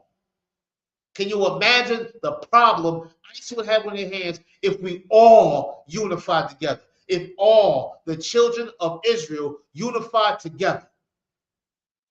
You understand? If we all came together. If we all build a wall to where they cannot infiltrate. And if they get past that wall, guess what? They can't make it out now. Door is locked. You understand? Now you're in the world of trouble now. You understand? He went there to protect his people. To keep the gentrification out. To keep the bloodsuckers out. To keep the parasites out. Keep going. Verse 17. Nehemiah chapter 2, verse 17. Now then we're going to get to it. Come on. Then said I unto them, ye see the distress that we are in. How Jerusalem liveth waste. How Jerusalem lieth waste. You understand? How they lie in waste. You see the atrocities. You see what's going on. All I need you to do is to imagine this. You hear what's going on. All you got to do is think of real life, which this is real life. Think of present life. Life as we see it right now. You know, you see the homeless. You see Skid Row. You see in Philly, Kensington. You understand? You see, there's not a place covered in this place, in these ghettos, in these boroughs, where you don't see people starving. Physically, mentally, emotionally, you see it. We lie waste. You understand? We lie and waste right now to this day. In the Israelite school of UPK, we are full of Nehemiahs. And I'm not talking about no reincarnation stuff. I think I'm Nehemiah. No, I'm talking about the spirit. Brothers and sisters here that weep for their people, man. You understand? That care for their people. That give up their life for their people. That don't give a damn about nothing materialistic or none of that garbage. That's filth. You can lose that and get it back. But you can't lose your spirit and get it back. You understand? And Nehemiah got the spirit we need to build the walls, to protect our people, our wives, our children. You understand? He manned up. He stood up. You understand? Keep going. And the gates thereof are burned with fire. Now, he's going to say something to his people now. Now he's rallying the people. He ain't talking to the high class, the ones that stayed in the king's palace. No. He ain't sitting up in there talking to the ones in the mansions. He's talking to you, nigga, the unemployed one. You understand? The one waiting for the SSI check. The one that waiting for disability check. One that can't find work. The one who's incarcerated. The one who's coming home or ain't never coming home. Man or woman. You understand? He's talking to you.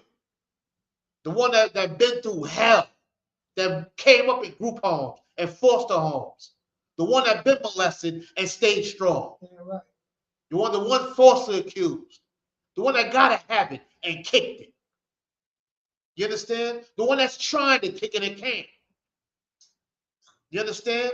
The one that's sleeping in the staircase, the one that's sleeping on the roof, the one that's sleeping on the train, the one that's sleeping on the bus, the one that's jumping from couch to couch. You understand? The one sleeping at the bus stop. He's talking to you. You understand? To the sister who's tired of tricking. You understand? To the child that grew up without a father because he's incarcerated, or a mother with AIDS. He's talking to you. To the low down, to society scum. According to society. He's talking to you. And what did he say to them? Read it. Come. And let us build up the walls of Jerusalem. Let's build up together. Let's build it together. Us, you, the scum of society, the dirt bags of society, you that drink the polluted water in this cesspool, you, the one that is counted out. You understand? The one that nobody give a damn about no more. You that's afflicted. You that can't shake the anxiety. You can't shake the thoughts. You can't shake crying at night. You can't shake wake up in the middle of the night, walking around, don't know what to do. Stressed. You had to bury your child. It's talking to you. Damn all that. The pain you're going through, someone else is going through it too. We're going to share that pain, and guess what? We're going to come together. We're going to build this wall. This wall, behind this wall, is nothing but progress. Nothing but families coming together. Nothing but peace and love and harmony. Electric sliding all over the damn place because we're nothing but parties and lovers. That's who we naturally are. We're going to build this wall to keep out the CIA and crack. We're going to build this wall to keep abortion clinics out of here. You understand? We're going to keep this wall. I don't need an Asian to sell me chicken wings and fried rice when I got all these damn tribes that can make all types of chicken and rice. That's right. And all types and anything else I want. You understand? We're going to keep all that out of here. They can keep their AIDS. They can keep their syphilis and their gonorrhea. They can keep all of that. They can do that. Let them keep it. Keep the Christmas trees and all that, and the turkeys and hams, and keep it all out there. We don't need it. We don't want it. You understand? The hell with your Gucci and your Versace and the V Saint Laurent and whatever other filth is out there. I'll buy everything from House of Hob. I'll buy House of Hob collections. I'll buy my stuff from Yatazar. Any brother or sister out there that's selling, I'll buy from. I don't need that other stuff. Build the gate. Build the wall. Keep them the hell out of here. We don't need them. All of my wife's in. They all in your husband's in. All of your kids in. I gotta argue with YouTube on what they putting on watch. Let my child watch. You understand?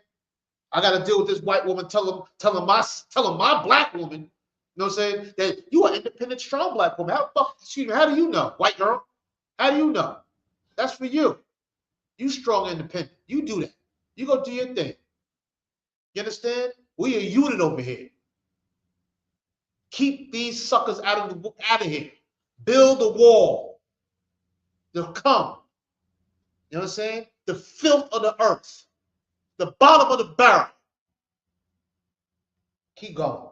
That we be no more a approach. No more a reproach. You understand? That would be no more. You know what I'm saying? We don't have to be that no more. We don't have to make the Most High God mad no more. You know what I'm saying? Let's build this wall. If we build this wall, we can keep all of the negative influences out.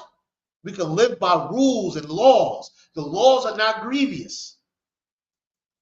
You understand? We can keep these laws and live righteously, live abundantly. The Lord said it. You understand? What you want to read? The definition of reproach? Oh, come. Let's read it real quick. The definition of reproach: blame, criticize, scorn, rebuke. You know what I'm saying? Recommend. Or upbraid. Upbraid. Now, that's all. So the Lord won't have to criticize us no more. That's right. Let's keep the heathens out. Let's keep the garbage out. Let's keep it. Let's build the wall. You understand? And I'm not talking about the high class celebrities. The hell with your billions. Keep it. You scared anyway, nigga. Keep all that over there. We don't need it. You don't need that.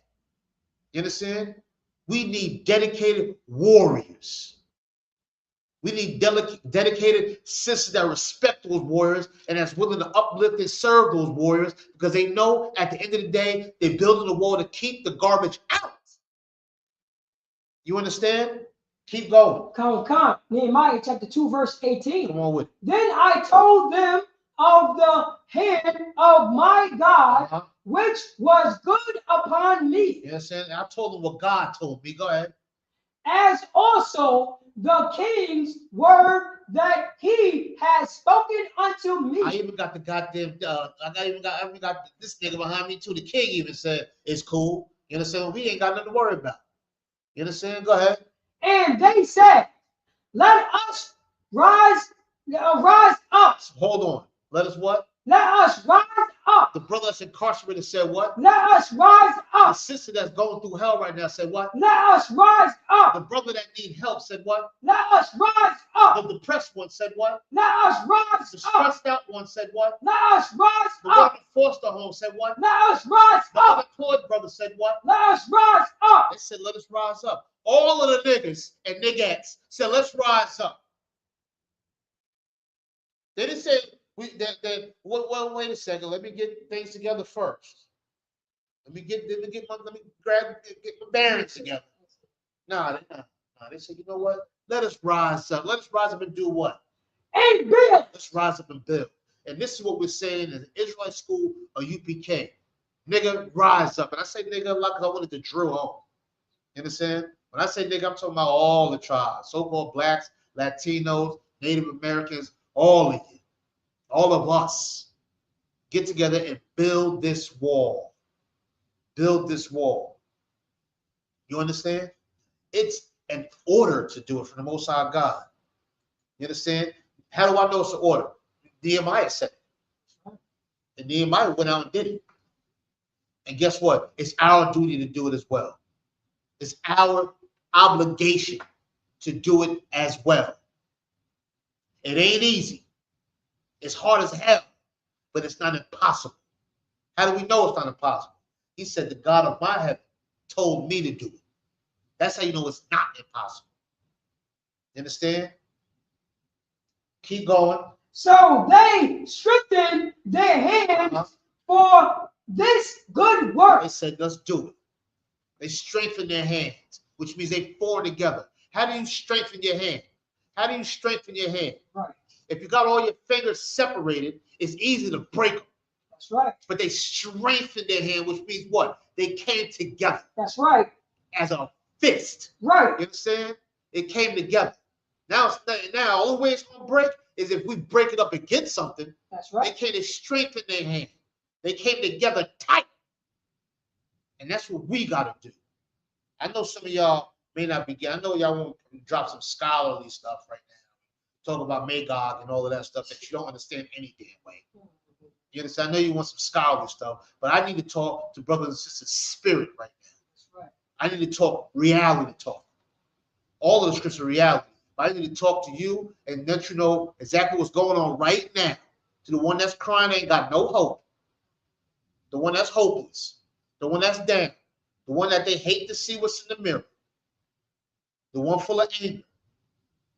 You understand? The one where suicide might splash across their head. Homicide might flash across their mind. I need to talk to them. You understand? I'm not talking battle talk right now. I'm talking about living life talk right now. You understand? This is the battle. Before you battle somebody else, you better battle what's inside of you first. Get that. Let's get that together. And what we need to do right now is join tightly together. Keep going. Let's read about some haters real quick. Go ahead. Nehemiah chapter 2, verse 19. But when Sanballat the Horonite and Tobiah, Tobiah the servant, the Ammonite, the Japanese man, go ahead, and Geshem, the Arabian, the East Indian, that's the halal man. You know, the halal man heard him, the Japanese man heard him, and the other heathen. They all heard him. All the heathens that burned our gates down, and that's all in our community. The one that sells us all the garbage. You understand? The one that's sitting there frying your chicken and back there picking their toenails and everything else, putting them on the biscuits they're giving you. You understand? Them peoples. All of that's all in your neighborhood. Giving you rat on the stick, especially in New York City. I can't speak for anywhere else. I know New York City is very popular to go to one of them stands out there and they sitting there cooking something. In 3 seconds, they got the meat cooked and everything else, put barbecue sauce on it, flavor up the mouse. You understand? Flavor the rat up.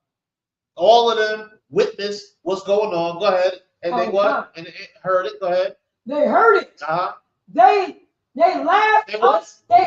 When they see black people come together, they do what? Laugh. They protest and march and all. They do what? Laugh. They laugh at us. When they see them Power Rangers coming through, they what? Laugh. Who these niggas with their garments on? They do what? Laugh. They laugh. These heathens laugh.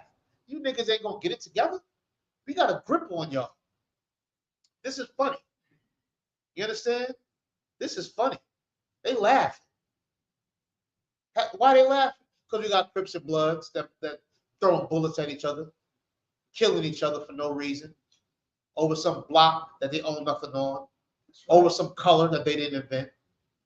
We got Vice Lords, GDs, and every AB and other CD group out there. I don't even know all of them. That's sitting there terrorizing the neighborhood. Old women scared to go to the damn store because young men can't even help it no more. Society calling them young niggas, YNs and all this garbage, and we accepted it. So what the YN is out there? YNs. What the hell is that? You understand? What is that? What is that? Society said that's what it is, so that's what it is now, I guess. The YNs. You understand? All that they laughing at us. They laughing at us. But guess what? Nehemiah don't give a damn about them laughing. That's right. That's it. Let them laugh. What's that old saying? Laugh now, cry later, ain't it? That's right. If you believe that, then let them laugh. But while they laugh, work. While they laugh, build. We'll see at the end. We'll see. You understand? Keep going.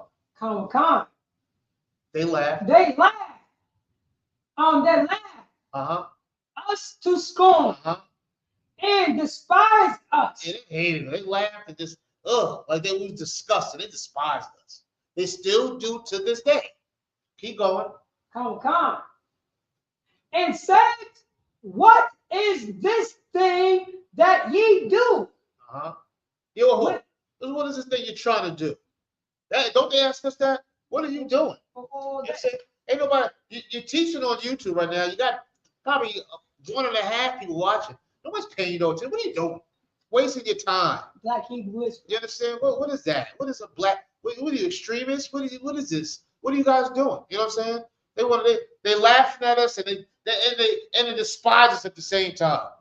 You understand what I'm saying? How dare you, nigga? You understand? What are you guys doing? Keep going. Come.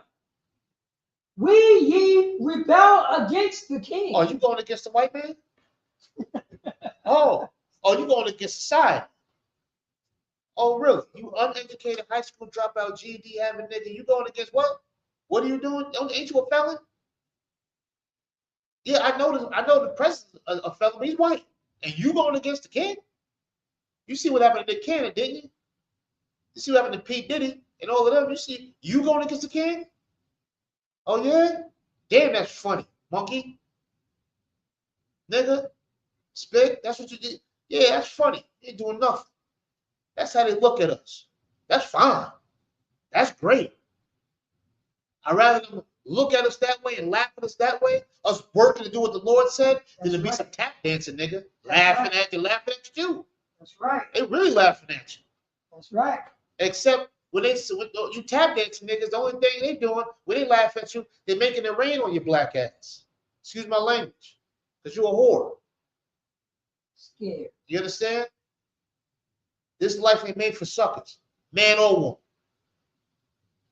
Keep going. Verse 20. Come. Nehemiah chapter 2, verse 20. Uh-huh. Then answered I them Uh-huh. and said unto them. What did I tell these disgusting, filthy, stinking heathens that are destroying the community, putting all types of obstacles in our way, making us fight against each other? Anybody making y'all fight against? Of course they are. If you starve them enough, of course you're gonna develop a nasty, disgusting attitude to where I gotta get mine. It's a dog-eat-dog world. Crabs in the bucket, whatever slogans out there they got to say. You understand? What do I say against them? That bring fentanyl over here, having children at 14 years old overdosing on that, shooting speedball, which is heroin and cocaine mixed together. That's right. Shooting it all up in behind their knees and finding veins in their neck, shooting it between their fingers. You understand? Leaving crates of semi-automatic weapons out in Compton, out in South Central Los Angeles and Long Beach, and all out there in California. Black kids and Hispanic kids outside finding crates and crates of guns just left there by accident. You understand? What do we say to the people? Go ahead. Salakia. The God of heaven, he will prosper us. He's going to be what? He's going to make us on the come up. He's the one behind this. He sponsors us. Go ahead. Therefore, we, his servants, will arise and build. And that's what we're going to do. We're going to rise and build.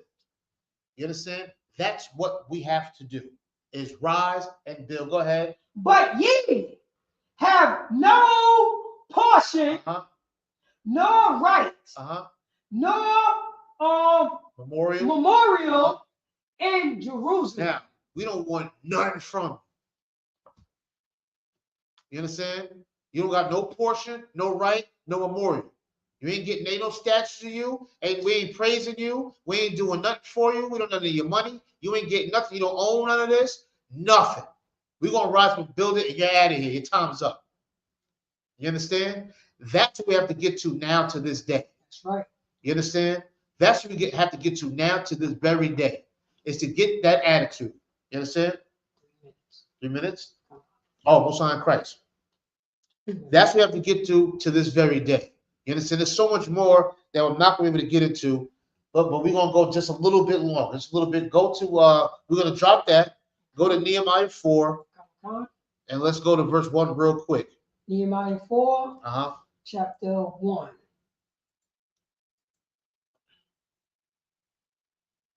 Nehemiah 4, chapter 1. Let me make sure that it's sharing. Yeah. Uh-huh. But it came to pass that when Put it up to so I can see it. oh, constant not here. That's all good. Here we go. Uh-huh. But when Sandblot? how you say it? Sandblot? Sandblot. It don't matter the hell with him. Sandblot heard that we build the wall. When they heard that we unified and built that wall, when they seen that we was putting it brick by brick, layer by layer, as they seen that, go ahead. He was wroth. Uh-huh. And took great indignation. Uh-huh. And mocked the Jews. Now he took great indignation. Go ahead and get the definition real quick. They mocked us. They hated. He was wroth. He couldn't believe these niggas and spits came together and did what? We was laughing just now. They actually had built up some self-esteem. You mean to tell me they kicked that depression? They kicked that self-hate? They kicked that? They kicked that wilding around, being lonely? They stopped holding grudges against each other? They decided to practice forgiving with each other? They said no more getting revenge on each other? They did that? Oh, hell no. I don't like that. Indignation, what you got? Indignation, the definition. Indignation is strong anger and displeasure. Felt at some time considered unfair, unjust, offensive, or unworthy. They feel like we unworthy. There's no way in hell. You know what I'm saying? They don't like that. They wasn't pleased with that. That's right. You understand? I'm telling you this. Black man, woman, and child. Black, Latino, Native American. I'm telling you right now. It is your duty to gather ourselves together, O nation not desire, and to build this wall. Put down the hate, the grudges, pick up forgiveness, charity, pick up forbearance, pick up fortitude, get away from the stress, the low self-esteem, the self-hatred. Get rid of that garbage. Build this wall. Make these heathens uncomfortable. Keep them uncomfortable. You understand? Make your very presence make them uncomfortable. You understand? It is your obligation to do it. Keep going. Lock him. Just fix this right here. The water. All right. Verse 2. Here we go. We got Nehemiah chapter 4, verse 2. And he spoke before his brethren and the army of Samaria and said, what do these feeble Jews, go ahead. Will they fortify themselves? Will they sacrifice? What are they doing, these little feeble Jews, these weak Jews? What are they doing? Go ahead. Will they make an end in a day? Will they receive the stone? Will they revive? Or will they revive the stone out of the heaps of the rubbish which was burned? Now, who's the rubbish? We're the rubbish. Do you mean to tell me they're going to pick up all of the garbage of the ghetto, all of the filth, all of them addicts? They're going to pick them up? All of those convicts, all of those fast-acting whores and those feminine men? They're going to pick them up? They're going to build them up? They're going to build this wall? Is this true? You understand? Stay where you at, brother. I want you to keep going. I'm just fixing all the font. Verse 3. Now, Tobiah the Ammonite was by him, and he said, even that which they build. Uh-huh. If a fox go up, he shall even break down their stone wall. Now listen, for time's sake, we're gonna have to end it. I need you guys to go read Jeremiah chapter 1 through 6, really. You know what I'm saying? You read the entire story. We couldn't really go through the whole thing as I wanted to. You understand what I'm saying? But Jeremiah gathered the brothers and sisters together. And he gathered together the so-called average brothers and sisters. You understand what I'm saying? Gathered together. They had a goal and mission, which was to build the walls.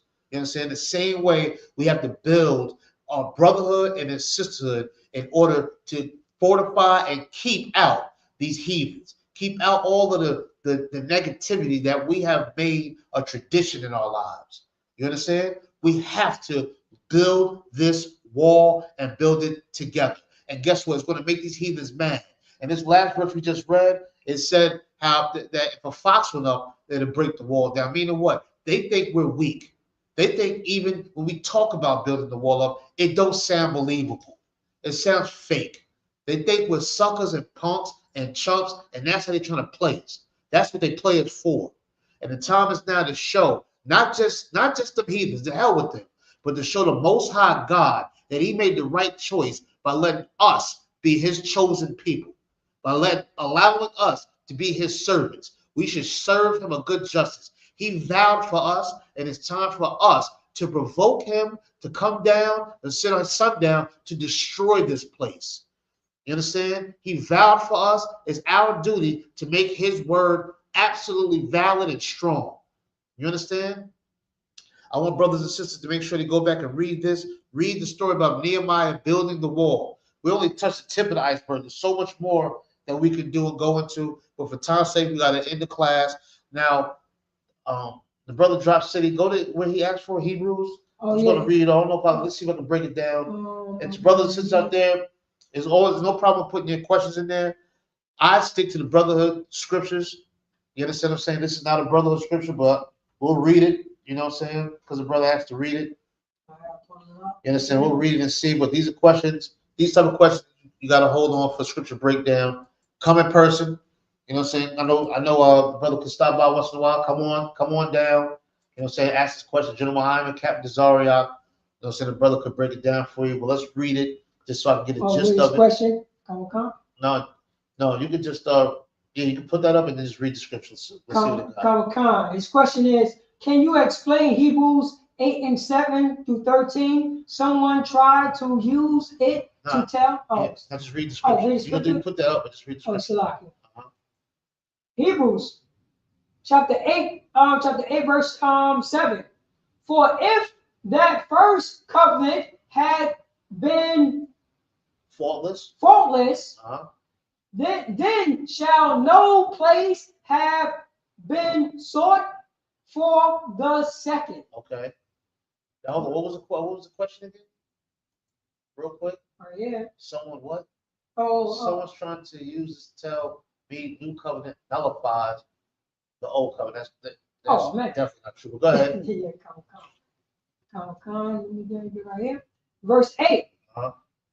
For finding fault with them, he saith, behold, the days come, saith the Lord, when I will make a new covenant with the house of Israel and with the house of Judah. Okay, go ahead. So I guess I'm assuming, since they said we'll make a new covenant with the house of Israel and the house of Judah, that since I'm gonna make this new covenant, the old one don't count no more. I'm assuming that's what they're trying to say, which is just idiotic anyway. If anybody believes in Christ, Christ taught the Old Testament. You understand? There's no way in hell where it got where the New Testament is no more. There's a New Testament. You understand? There's a scripture where it says, I believe it's a brother of scripture where it talks about a new covenant. New covenant meaning what? Since you didn't get it the first time, dummy, I'm gonna tell you again. You understand what I'm saying? The new covenant, just because it says new covenant doesn't mean the old one is done away with. That is absolute lie. Go ahead, keep going. Verse 9. not according to the covenant that I made with their fathers in the days when I took them by the hand and led them out of the land of Egypt, because they continue not in my covenant. They didn't listen to what Moses was saying. You understand what I'm saying? They went against it. So we'll start over. That don't mean that the Old Testament's going away, the New Covenant's going away. How do we know that? We still follow the law, statutes, commandments. You understand? Now, real quick, I'm gonna drop this. Go to the where it says the laws are not where it says the laws are not grievous, I believe. Oh, come. The laws are not done away with. 1 John 5:3. You understand? The laws are not done away with. Go with that one. The laws are not grievous, right? The laws are not done away with. Oh, the laws are not done away with? Yeah. Let's see. Real quick, I'm gonna answer this question because the brother. Matthew 5:17. Let's read that real quick. This is for Christ. Matthew's 5:17. There you go. There you go. Matthew chapter 5, verse 17. Think not that I am come to destroy the law, all the prophets. I am not come to destroy, but to fulfill. Verse 18. For verily I say unto you, until heaven and earth pass, one jot or one tittle shall in no wise pass from the law till all be fulfilled. Now, simply put, I'm going to say this real quick.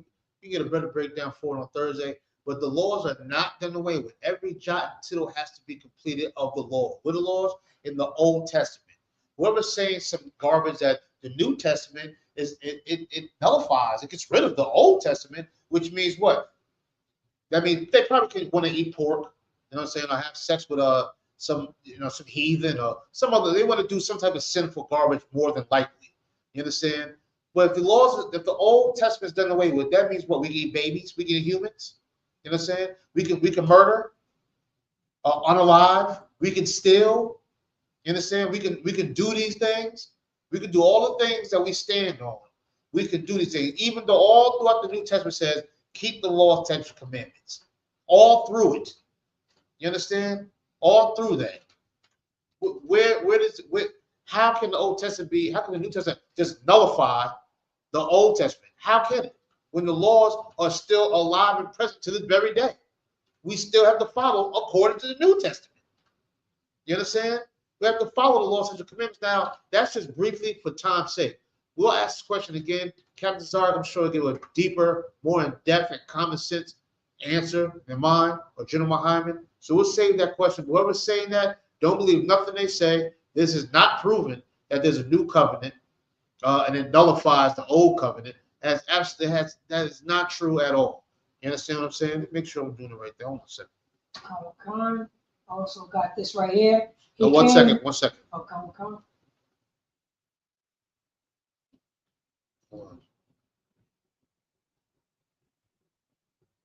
Yeah, that's crazy. Go ahead. So, what are you reading? I stayed in Hebrews, and it says in Hebrews chapter 10, verse 7. Let me just pull this up real quick. It's not here. Hebrews chapter 10.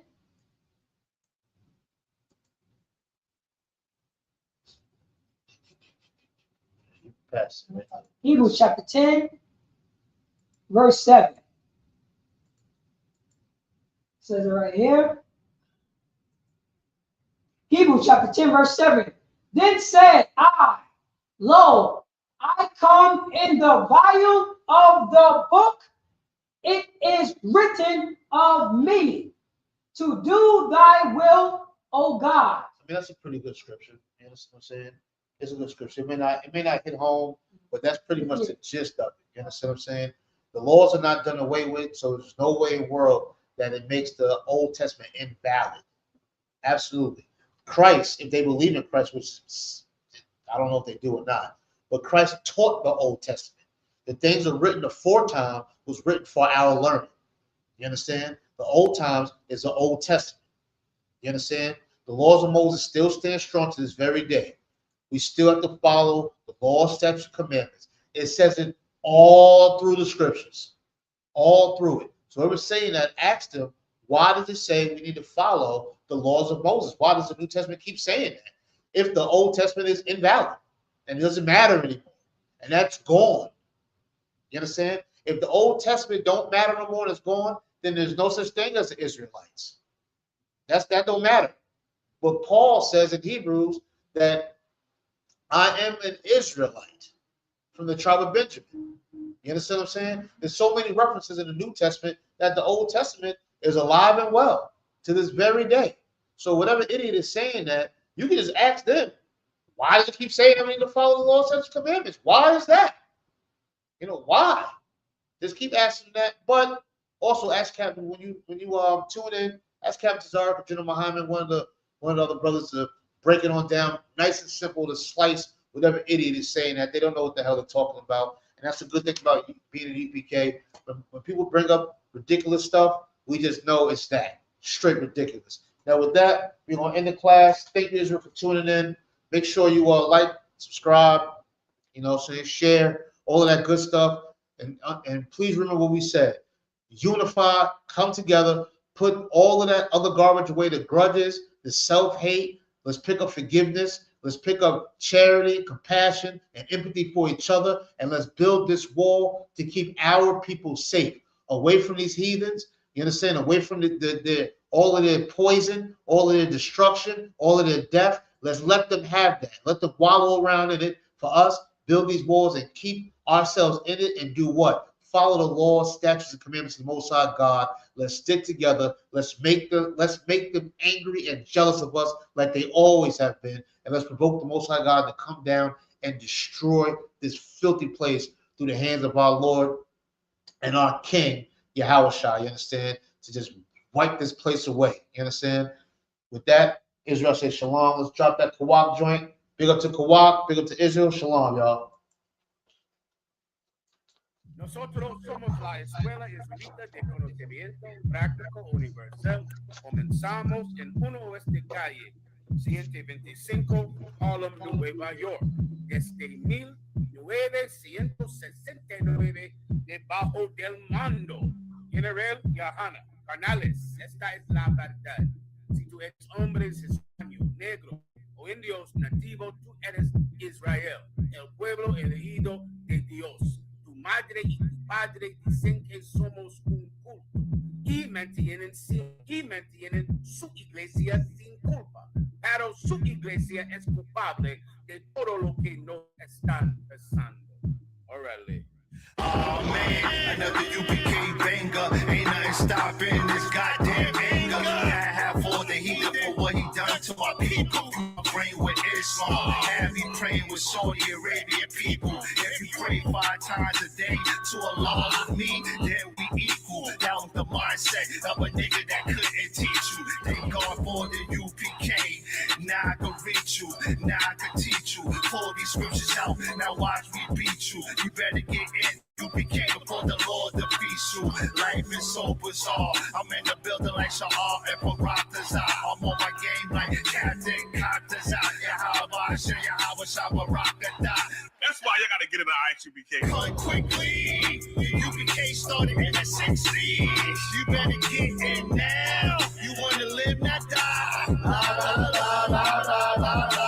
Cut quickly. The UBK started in the 60s. You better get in now. You wanna live, not die. Run quickly.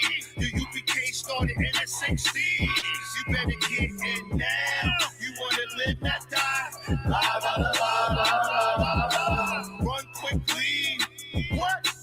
Run quickly. Run quickly. What? Run quickly. Run quickly. The UPK started in the 60s. Run quickly. The UPK started in the